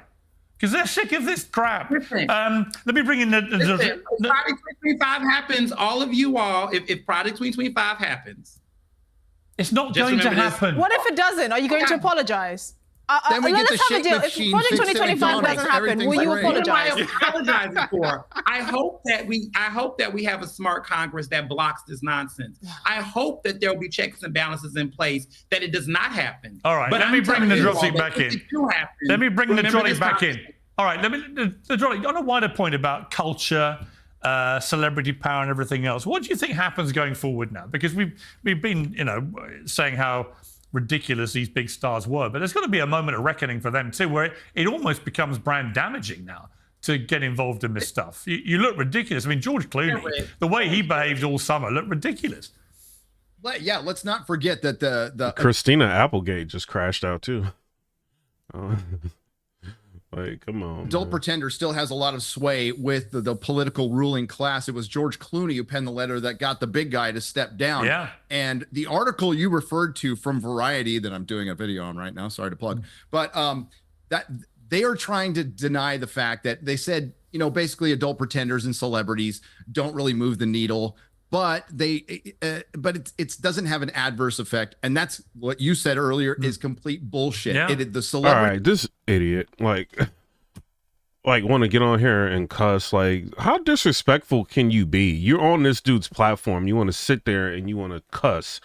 Well, you can potentially limit his monetization. Like, what a idiot, dude. Endorsement is dead. We'll still get it all day long. We'll get it, but what they're going to have to deal with is the overall brand damage to their industry that they've had over the last decade. And this is just the culmination. The election is exactly the same thing. America rejected the political state and rejected Hollywood and everything Hollywood was about. And you know the other thing, women didn't buy in to this narrative from the Democrats that on the That's one exactly why I don't have. I'll be thinking about having callers, but then you get like people like him. hand, critical drinker. We're the party for women's rights. So you got to vote for us because of, say, abortion, okay, and abortion rights. Okay, it's a big issue, but America's pretty split on that. But at the same time, the same party that's all for women's rights, and he's the bad guy who doesn't want women to have any rights. They also were supporting things like transgender athletes being allowed to compete in women's sport, right? And that was just for most women, just like, what? Why would you do that? That's obviously damaging to women's rights. And there was that double standard and hypocrisy that I think drove a lot of women to go and vote for Trump, who just said quite simply, sorry, but if you're born biological male, you will not be competing against women in my administration. Well, good. Sorry, and it doesn't want kids being mutilated before they've gone through puberty. Good. This is all stuff that, as a liberal guy, which I am, I'm completely in favor of. So if I am, so I can tell you, are the majority of Americans. Guarantee it. Critical drinker. I think at a certain point, common sense takes priority over partisan politics, and I think this election is probably a good example of that, where the average person just sees things that don't make any sense to them anymore and say, Moving Forward said he thinks he's smarter than everyone on that platform. no, I'm not doing this. I'm not voting for this. This is nonsense. I have to go for the other guy. GSP said, I mean, the past administration couldn't have done a worse job. 4 more years of that bad America would be beyond repair. Even if I don't like him, and perhaps that's what Mike Ferrandis said, did he just roll his eyes? What happened in this case? Yeah, I agree. I think. Hang on, I want to bring in just as part of our debate here, a notorious part of the star-studded Kamala campaign was the White Dudes for Harris movement, which looked and sounded like this. I'm white, I'm a dude, and I'm for Harris. The Biden-Harris administration was the most successful legislative administration. The idea that men can gather to talk about how we feel. Interesting, powerful concept. Which is why I'm a dude, man. I don't want to be sitting around a bunch of dudes talking about how I feel. That's just what y'all think in the comments. Y'all with that? Sitting around with a bunch of dudes talking about like our feelings. Well, I'm not trying to do that, bro. Like what? right now, I am begging all of you to smash that donate button because we owe it to the next generation. I'm just a vet. Member, shout out to you. Hey, am I bugging? Like, I don't want to be doing that, bro. Of girls? Dre says, serious question. Do Democrats pay different prices with gas and groceries? Because I don't know what they see. It just, they're so, I think some of them are like so caught up with identity politics and just anti-Trump, the Trump TDS, Trump derangement syndrome. They just look for any reason not to like Trump. Like some of it don't even be making sense. Like the Project 2025, like Trump then came out like multiple times saying he's not doing that. That's like a far right, you know what I mean? Like their policies of what they want to do. Like he said he has nothing to do with that. He said it multiple times. I can show you a video right now, him saying it. Like, but they keep holding on to that. Like, because I don't know, maybe Kamala Harris is like brainwashed them, and we've seen how much she's been lying throughout this campaign. To not go through that hellscape times 2025 all over again. Well, joining me now is the founder of that movement, the archetypal white dude for Harris, and a senior advisor of the Harris campaign, Mike Nellis. Well, Mike, thank you for coming on the Face of Music. Yeah, I gotta hear this, bro. White dudes for Harris. Imagine it's been a comfortable week for you, because it turned out the white dudes all went and voted for the bad guy, Donald Trump. Well, I wouldn't frame it like that, Piers, but obviously it was a tough week for Democrats. I mean, there is evidence in the exit polls that white men, both college-educated and uncollege-educated, voted for Kamala Harris more than they did for Joe Biden and Hillary Clinton in the previous 2 presidential elections. But I think there's an important conversation we need to have about the toxicity that exists in amongst white dudes in this country. I think we need to have a conversation about identity politics. I think we need to have a conversation about how we're going to move this country forward and get past the divisiveness. A conversation about identity politics, bro. We do not need to be having identity politics. What are you talking about, bro? What we did a few months ago was start a conversation inside the Democratic Party about how we're engaging with white men, how we're engaging with rural voters and other communities that Democrats don't do a very good job talking with. Yeah, but you know what it reminded me of? It reminded me of when Gillette did that ridiculous new ad campaign several years ago, when they went away from sort of the chest-beating alpha male clutching a baby to sell their products and so on, a manly, masculine ad, to basically starting with a roll call video of horrible Me Too stories and demanding that men prove they're better than this. In other words, we think you're all horrible men, but if you buy Gillette, you know, we might help you become better people. And $9 billion off the bottom line later, Gillette did a screeching reverse and went back to the chest-beating alpha male stuff. And as a Gillette consumer for many years myself, hallelujah, because I don't want to be lectured by a shaving company about what a bad guy I am unless I can prove otherwise. I just want them to sell me razor blades, and I want to feel good about being a man when they do it. And my problem with your campaign was you had all these guys. I mean, I have to be honest, it took a while to recognize some of them. But when I did recognize, there's like a bunch of slightly old white guys trying to virtue signal their way into saying we're all here for better people, better men. You know, there's always toxicity. It just didn't wash. You know, young men were like, why are you treating me like this? That's bro, like the anti-man. I'm so glad we ain't got to deal with that no more. Honestly, my view of it. Well, Piers, I can tell that you actually didn't watch the call because it doesn't seem like you have a real sense of the conversation that we were trying to have. What we were trying to talk about. It sounds like nobody else understood it either. Attempt. Well, hang on. Hold on. I let you talk, Piers. Let me get into it for you because I'll give you a sense of what it was like because I don't think you watched it. But at the end of the day, we were trying to have a conversation about what it's like to be a man in America. And I think what I get frustrated with, you talk about manliness, you talk about the Gillette campaign. I don't know anything about that. I'm a Dollar Shave Club guy myself, frankly, if I shave at all, as you can tell. But here's the bottom line. I think from the right, you have a lot of people like Donald Trump, you have a lot of people like J.D. Vance and Andrew Tate and a whole bunch of others who want to define what it means to be a man. And they want to tell everybody that if they're not the type of manliness that they like, type of manliness that you see on the right, that you're not a real man. And I'm sick of that crap. Here's the truth. The conversation that we had is that there are some really serious conversations we need to have amongst white men in this country. For example, white men in America are 4 times more likely to commit suicide than any other group of people in the United States. I didn't hear either party talk about that. What we wanted to do is have a conversation about what's going on in our community, what's going on with the toxicity of that, how we build better mental health, how we take care of each other. We weren't coming in to lecture. I actually think one of the mistakes that Democrats often make is we come in and we lecture and you hear these things from, oh, all men are bad or all white men are bad or like blah, blah, blah. Let me tell you how great we are. There was none of that on our call. What there was a group of men, both people who were celebrities and a lot of people who weren't, coming in and talking about their experience of struggling with mental health, struggling with raising a family, struggling with their politics, struggling with building community and isolation and drug abuse and things like that. That clip you played of Sean Astin, and if you don't know Sean Astin, he's Rudy from the movie Rudy. I highly recommend you check it out. Bro, I'm a man. I'm not about to watch no movie named Rudy. Or Samwise Gamgee in Lord of the Rings, if you don't know who he is. But he was talking about his brother who had struggled in his life with addiction.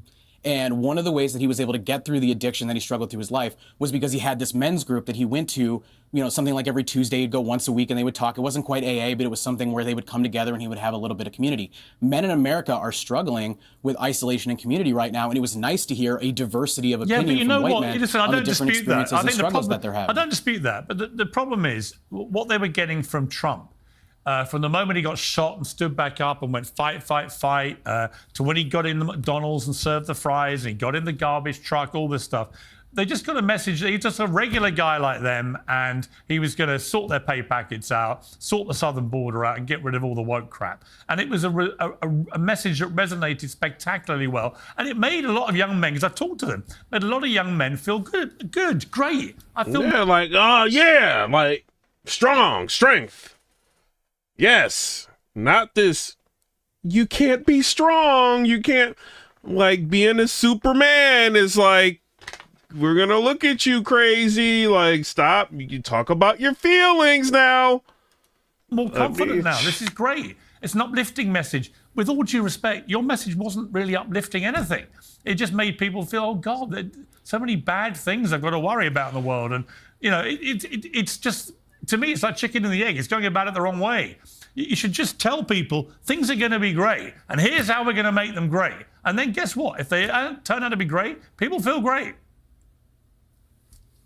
I do think there's a broader cultural issue that the Democratic Party needs to deal with. I think we often make people feel bad. I think it seems like we're lecturing people. I think we're not giving people the space to feel like they can be themselves. And I think the right has done a pretty smart job capturing on that and then trying to make it seem like we're your dad yelling at you because you're wearing a backwards baseball cap at the dinner table. And we need to do a better job of connecting with people. We need to do a better job of figuring out how we articulate our values. But one thing I'm going to push back on this entire conversation, I was listening to the panel that you had, is the idea that this election was decided on the culture, I think is wrong. And the idea that it was decided on things like, you know, transgender kids playing sports, no, it's part I think of is it. wrong. This election was decided on the economy. Hold on.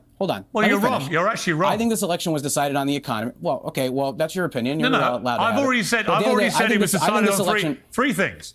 Yo, Pierce is like setting this dude off. Cost of living, stroke inflation, immigration crisis on the border, and wokeism. They're the three things that decided this election. Mm-hmm. And if you don't think the transgender thing resonated with people, the New York Times said that single ad the Republicans kept putting out of Kamala's for they, them, Trump is for you, may have swung it by 2.5 percentage points, right? One ad. The most effective 30-second ad, they called it. Well, in let me actually talk, in let me modern talk about political that history. ad, though. Hold on. Let me talk about that ad, though, because I actually think it was a really smart political ad by the Trump campaign. But at the end of the day, I want to make the point that I think people were really mad at Democrats about the economy. And I think it's a mistake if Republicans are going to try to argue that it was anything other than that, because people are really frustrated Then when I they go think to you're the living in grocery cloud store. cuckoo land. and the Honestly, price of- Bro, like that, I mean, identity politics was part of it. I mean, really, he's right, though. Like, it, you know, the economy is just terrible right now, in my opinion. But, like, I did feel attacked. Like, as a man, I feel attacked, bro. Like, I'm tired of that. Like, and then you got all these women like, don't listen to your man, vote for Kamala because of us. Like, I'm like, nah, bro, they wildin'. Honestly, with all due let me respect, finish, though. The ad Mike, that they I put think you're together for living on the transgender I think stuff you're was really smart. completely and utterly deluded if you don't think these other issues Well, resonate with people. you're not letting me finish my point, Pierce. So if you want to give me a minute to finish it so you can actually hear it, that would be great. Because what the Trump campaign did in that ad was really smart. At the end of that ad, there's a tagline that says, Kamala Harris is for they, them, Donald Trump is for us. Yeah. That's a really smart For you. political ad. As much as I'm frustrated with the conversation about transgender rights, what they did a good job of in their advertising campaign is making people feel like Donald Trump was going to fight for them, that Donald Trump was going to help them, and then for the most part tying everything back to the economy. If you look at even the border, because they did a lot of tying the border back to like housing, they did a lot of talking about like the economy and grocery prices, even the transgender stuff. Everything was about framing Kamala Harris as for other people, and I think to the point that you were making about celebrities earlier, we played into that a little bit by ending our campaign with so many celebrities that were then seen as lecturing. So that's the broader cultural issue. But I don't think it's that people were sitting at home being like, you know, oh, Kamala Harris wants to let transgender kids play track. Like, she wasn't advocating for that in the campaign. It wasn't an actual platform of that. I don't want to get into that issue necessarily, but what the Trump campaign did was other Kamala Harris. Well, back with the panel in just a moment. But first, we continue with the Democrat meltdown, Exhibit A, this report from Inside Edition, on how women are fighting back. In the wake of Donald Trump's historic win, I don't know. Y'all tell me what y'all think, but I got to get out of here. I got some stuff I got to do. Shout out to everybody that's been supporting. Let me see. Colin let's see. He said, Colin Ratley with the $4.99. Appreciate you, bro. He said, y'all smash that like and sub for the best content. Let's go, USA. Hey, Colin Ratley, what do you think about Biden giving Ukraine permission to use long-range missiles? Like, what do you think about that? Like, that's crazy, bro. well, they want attention. because they will be most directly affected by the result. Oh, let's see what she's saying. Yeah. They are. And I would also say this. A lot of these women that are going on social media making this public announcement that they're no longer going to date men, or they're not going to sleep with men, they're not going to have kids. They're doing it for the validation. They might say that they don't want attention from men. Well, they want attention, which is why they're making these announcements. I would also say for a lot of these women, I don't think that the demand for them is as high as they think it is in their own narcissistic mind. Like a lot of these women, they would act like men are beating down their door to sleep with them. For a lot of these women, it's probably not the case. And it's not just because of the way they look, it's because of the way that they act and the way that they sound. If you're wondering why Democrats lost with men and why the Republican Party has been able to make such gains with men, including black men and Hispanic men, it's because a lot of the liberals and a lot of the Democrats campaigning not only actively turned away men, but they've got female surrogates out there saying these kind of things. Well, we don't like men. If you think differently than us, then we're not going to date you. You can't sit with us. The whiny liberal woman turned away so many would-be Democrat voters. And for the sake of my party, I hope Democrats keep doing it. Keep shaving your head. Keep wearing masks. Keep getting the septum piercing, the mark of the beast. Keep doing it because we love to watch it. She is wilding out here. Hey, keep going. We've also had Nadrotic, the Guardian newspaper in the UK, which also publishes in America, has been on a weird little journey since the result. First of all, the editor of the Guardian, Kath Viner, did a message to staff. A Trump win could reverberate for 1 million years, it began. The result has been very upsetting for many colleagues, and she urged the UK staff to contact your American colleagues to offer your support because they will be most directly affected by the result. She then offered them personal counseling. If you want to talk about it, your manager and members of the leadership team are all available, as is the people team. And there were virtual well-being tools also made available to the poor Guardian journalists. I mean, Nadrotic, these people, what is wrong with them? I think they see the end coming. The legacy media, like, it's dead, it's dying, and we have, as Elon has been posting on his own platform, we are the media now. Anybody can fire up a camera in their spare bedroom as a hobby and start talking about things, and that's the way we're going to get information in the future. It's going to be a little more difficult. But I would rather have that than have it spoon-fed me from some corporate legacy media source. And I'm had a great week. This has been fantastic watching everybody melt down. You don't need counseling. Hey, yo, I'm gonna say Piers Morgan been lit. He been crazy lit. I don't need counseling, but I'll offer some. You can come over to this side. Here's my offer of counseling for the ridiculous way they're all behaving. It's just grow a pair, which that sentence itself will send them raging away. But I don't care anymore. I don't care about offending little wokies anymore. It's over, right? We can say what we bloody well like now. Right? I'm just done with it. Wait. He got to get in the office first, Piers. So he can undo all this, like, you know what I'm saying, super restrictions on social media. We got to wait. Let me bring in Critical Drinker. The other thing the Guardian did, I mean, they weren't content with the counselling thing. They've now come off X. And in a new letter, they've told its readers, want to let you know that we no longer will post on any official Guardian editorial accounts on X. We think the benefits of X are now being outweighed by the negatives. Blah, blah, blah, blah, blah. And they cite the fact that Elon Musk is the owner. He's had a bad influence on making it more toxic and blah, blah, blah, blah, blah. What they really mean is that they lost badly. Their arguments were defeated badly. And a lot of them, like The Guardian, who have been pontificating their visceral hatred of Trump now for years, have probably been on the receiving end of a lot of people mocking them. And they just can't take it. That's the other thing about the woke brigade. They are incredibly oversensitive and offended by everything. Yeah, you know what? Hey, I see you in the comments, a subscriber, Dustin Clifton. I didn't like Piers Morgan before until I found out. Like, until I went right. It is what it is. When I became Republican, I started paying attention to him a little bit more. And I'm like, yo, this dude really be calling things like right a lot of times. You know what I'm saying? But, you know, he probably got like an earpiece. People be telling him like what to say. But sometimes like in debates, like even if it's like a liberal, sometimes he'll keep it like fair, midline down the middle. But I mean, I like Piers Morgan, man. He gives a lot of people different opportunities. You might see TikTok personalities or like newer YouTubers or whatever. He'll put them on their platform, on his platform, and they'll blow up, you know, from going on there. So he gives a lot of people shots. You know what I'm saying? Shout out to him. If you stick it back at them, this is what they do. They run away. Well, yeah, I mean, when it comes to The Guardian leaving X, to quote Jeremy Clarkson, oh no. Anyway, that's the way it is. No one cares. Yeah. They are so used to X, or Twitter as it was for them back in the day, being their nice little echo chamber where everyone just agrees with them about everything. And when there's any dissenting voices, they get mysteriously banned or shadow banned or deboosted so that they never get any traction. And so when you actually have to compete in the marketplace of ideas and nobody's interested. Yo, this dude got a lot of video games behind him, bro. He got the old PlayStation. He got everything, the Super NES, everything, bro. In your bullshit arguments, well, he's an idiot, bro. You gotta sit there and just say all these bad words. That's what happens. And they can't take it. They couldn't take the heat, so they're getting out of the kitchen. And Tommy, Don Lemon has joined the bandwagon. He's now sensationally quit X. Of course, he's the guy that thought he had a deal with Elon Musk.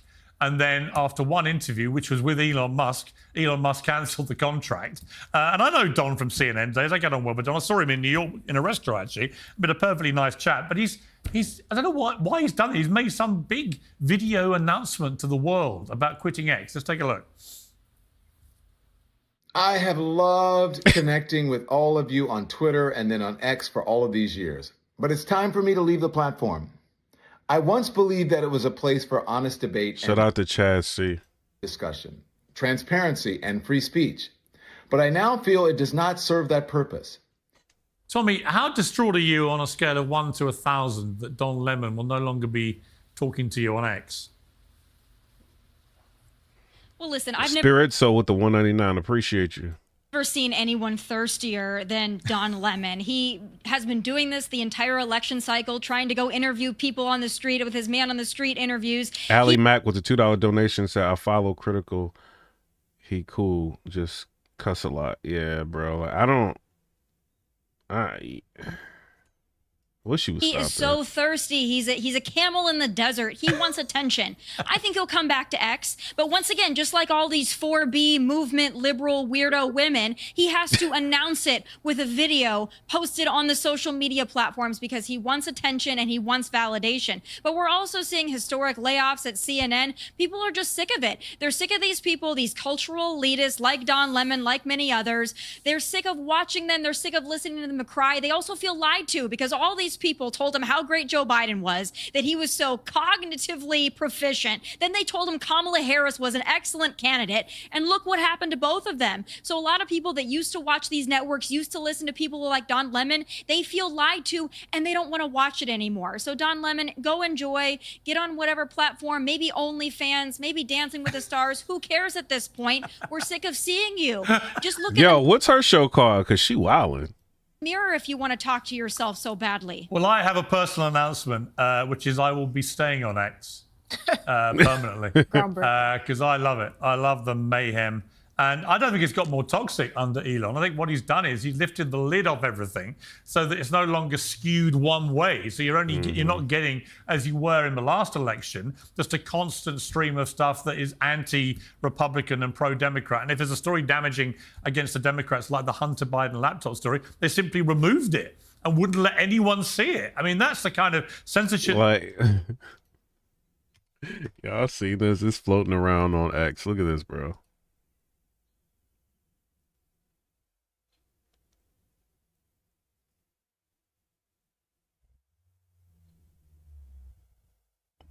Like what? It was going on. And if the price for total free speech is that you get the odd person being a dickhead on X, well, trust me, they've always been there. It's just a lot of the dickheads I get are the ones on the left, who are just as vile, by the way, as the ones on the right. I want to play, Esther, you a clip from Dr. Amanda Calhoun, a Yale-affiliated psychiatrist, who was on MSNBC and was asked if family members have voted Trump, should you shun them for Thanksgiving and Christmas? Let's take a look. When you know someone voted that way, do you recommend, just from a psychological standpoint, being around them? we got the holidays coming up. I think the answer is absolutely not. So if you are going into a situation where you have family members, where you have close friends who you know have voted in ways that are against you, like what you said, against your livelihood, and it's completely fine to not be around those people and to tell them why. Apart from the fact Joy Reid is the biggest lunatic on cable news in America and was also exposed as a horrible homophobic bigot. So when she goes on these rants about Trump, just remember that. Apart from that, the fact that a psychiatrist, Esther, affiliated with Yale, one of the great universities of the world, literally says, don't go to see your family if any of them voted for the guy who just won by a landslide, who literally won it all.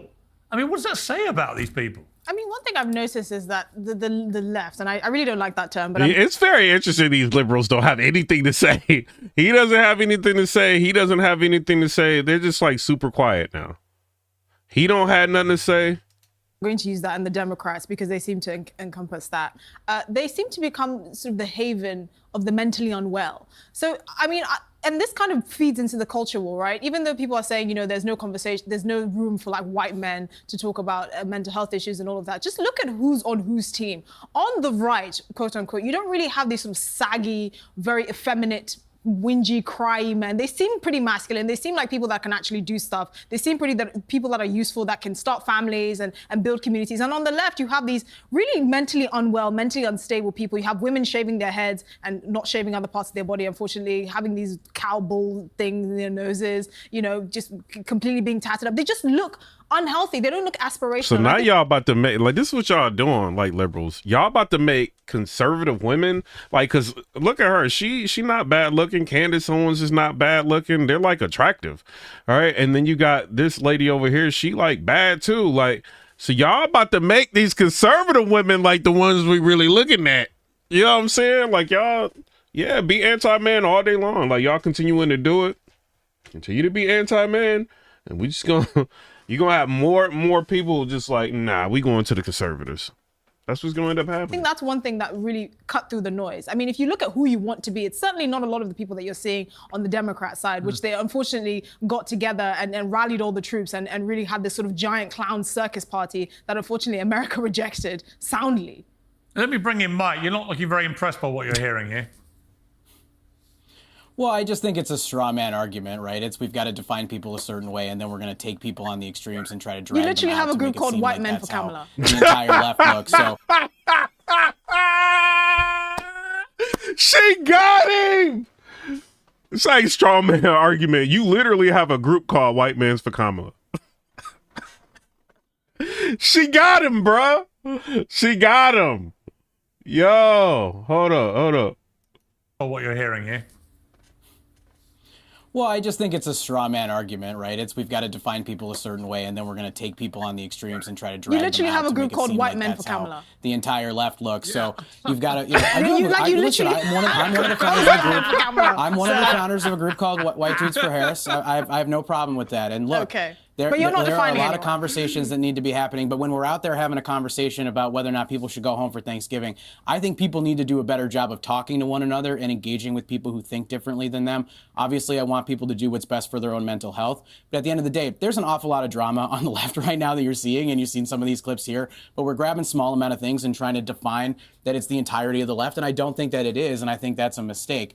What we do need to do is do a better job of talking to one another, and what we do need to do a better job of is there's a real culture problem in the Democratic Party. There's a culture problem, and I agree with some of the more conservative commentators here where we've talked about how, you know, Twitter's become a much more fun place for conservatives. You can say whatever you want. I have no problem with that. I think ultimately at the end of the day, I want it to be a place where people can talk. I think to a certain degree, Elon has taken it a little bit too far to the right. For example, my personal home address was doxxed on Twitter by a right-wing activist, and I reported it to Twitter, and they told me there was nothing wrong with posting my personal address. That's probably going a little bit too far. I think Democrats have a tendency to try to... Yo, bro, you a man and you sitting up here... But I mean, he is right though. Like Twitter does just allow you to do anything. Like there needs to be at least some type of law. You know what I mean? Like you can't be posting people's personal stuff like that, and Twitter just allows anything now. So he is right with that though. create their own little safe spaces. There's a lot of people who are moving over to Blue Sky right now instead of Twitter. I have But accounts he on like, I tried to tell. both. I'm going to be staying on both. I'm going to be going home for Thanksgiving because I have 2 Republican parents. Okay. I want to talk to them. I want to engage with them. Okay, let me ask you, Ernest. I mean, you were looking enraged through some of what you were hearing, but why really? I mean, is anything that anyone's saying actually wrong? I mean, isn't the key message from this election that you guys just blew it? I'm not enraged more than I'm bored. You all are, I mean, you're the cat with the cream and y'all licking yourselves for the rest of this show. So great. Dunk on libs like that's going to be what's wonderful. You all going to have the House, the Supreme Court, the public. You got it. Okay. Ernest, if you'd won a landslide, you would be like 50. Colin Radley with the $20 donation. He said, anti-men is just a bunch of BS. This world revolves around men. Was built on the foundation of men working their butts off. Men have had to spend countless of hours, days away from their families to keep our country alive. Exactly. Building roads, bridges, like all of this. Like, it's crazy how it's just like anti-man. Like, they be wilding. With 50 pulses. This wasn't a landslide. I'm so tired of hearing that. My God. So you're not even letting me talk. Yeah, it was. It wasn't a landslide. Sorry, wait a minute. It's not a landslide. Let me just check the check. Hang on. Let me just go over the checklist. Last time I checked, Trump won the White House. Yeah. He won the Senate. Yes. He won the House of Representatives. Yeah. He won the Electoral College, and he won the popular vote. I'm not sure what your definition of a landslide is. Hang on. That looks pretty landslidey to me. That was an ass kicking. Let me ask you a question. Did Joe Biden win in a landslide 4 years ago? Did Barack Obama win in a landslide in 2008? I certainly believe he won the election.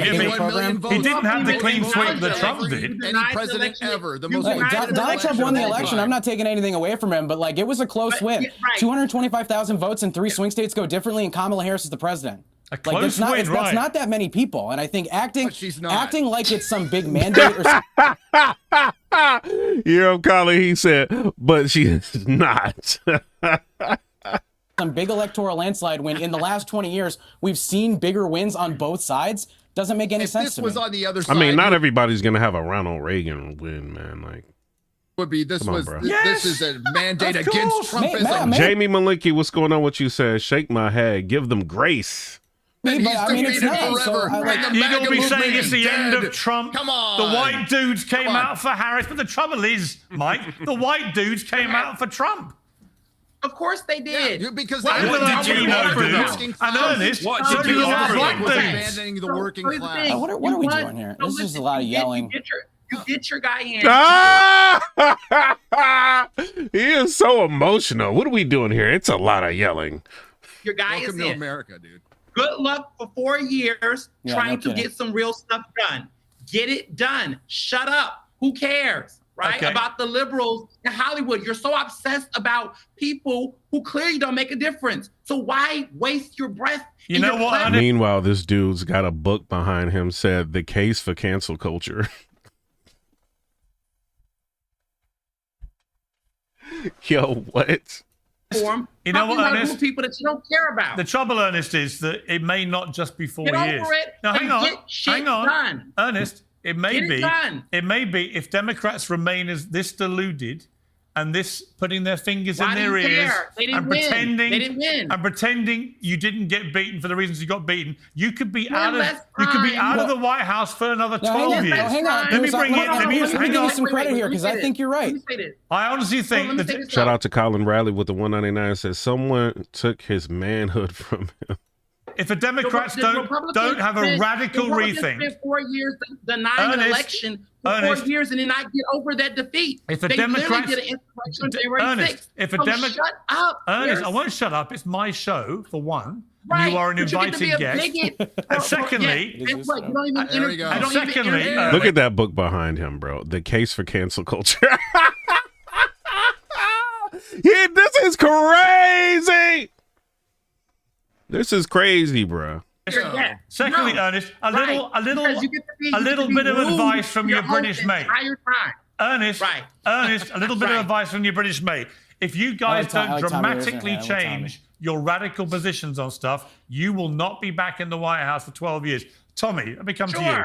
Tommy? Oh, yeah, I'm just politely raising my hand. Ernest, I believe that's your name. I'm going to tell you why we're doing this. It's to help you out, first and foremost. We want the Democrat Party to be sane again. We would love that just for the sake of this country, for the sake of the world. We'd like some sanity on your side.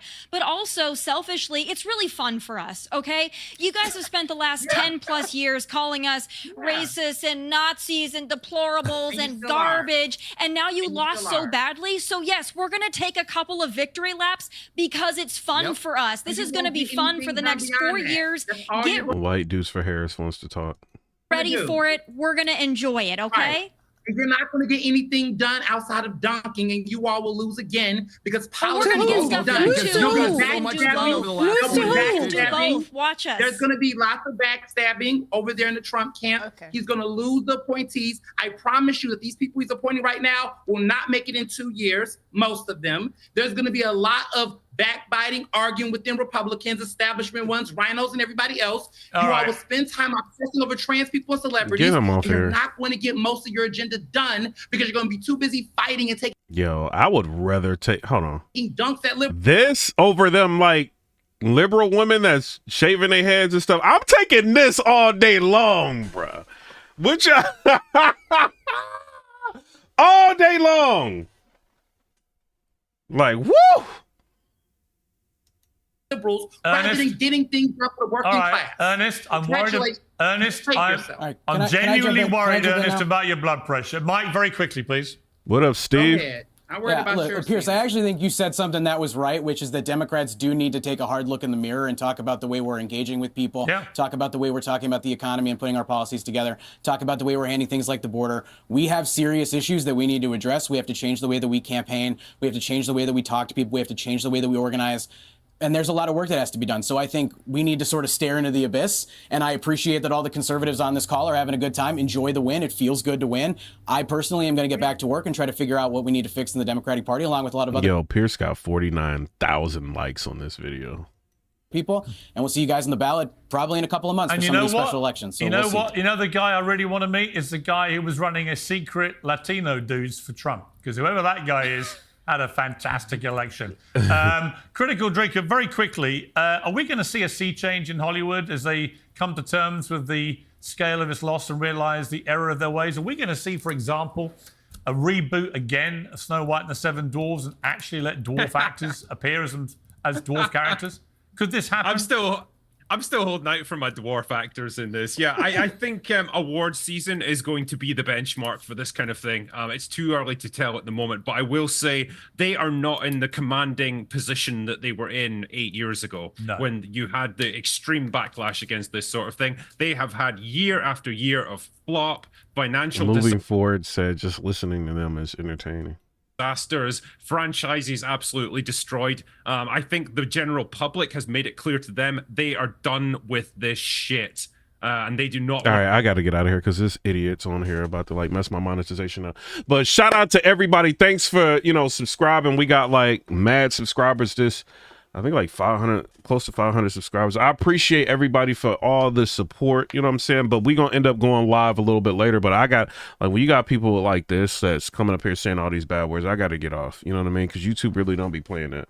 But all right, y'all, I'm out. Comment, rate, subscribe. Let me know what y'all think about that. Click the notification bell where y'all can get notified on when I go live. Appreciate everybody. Sugar Black, appreciate you. Colin Radley for the donation. I appreciate you helping sponsor this. Jamie Malinky, shout out to you.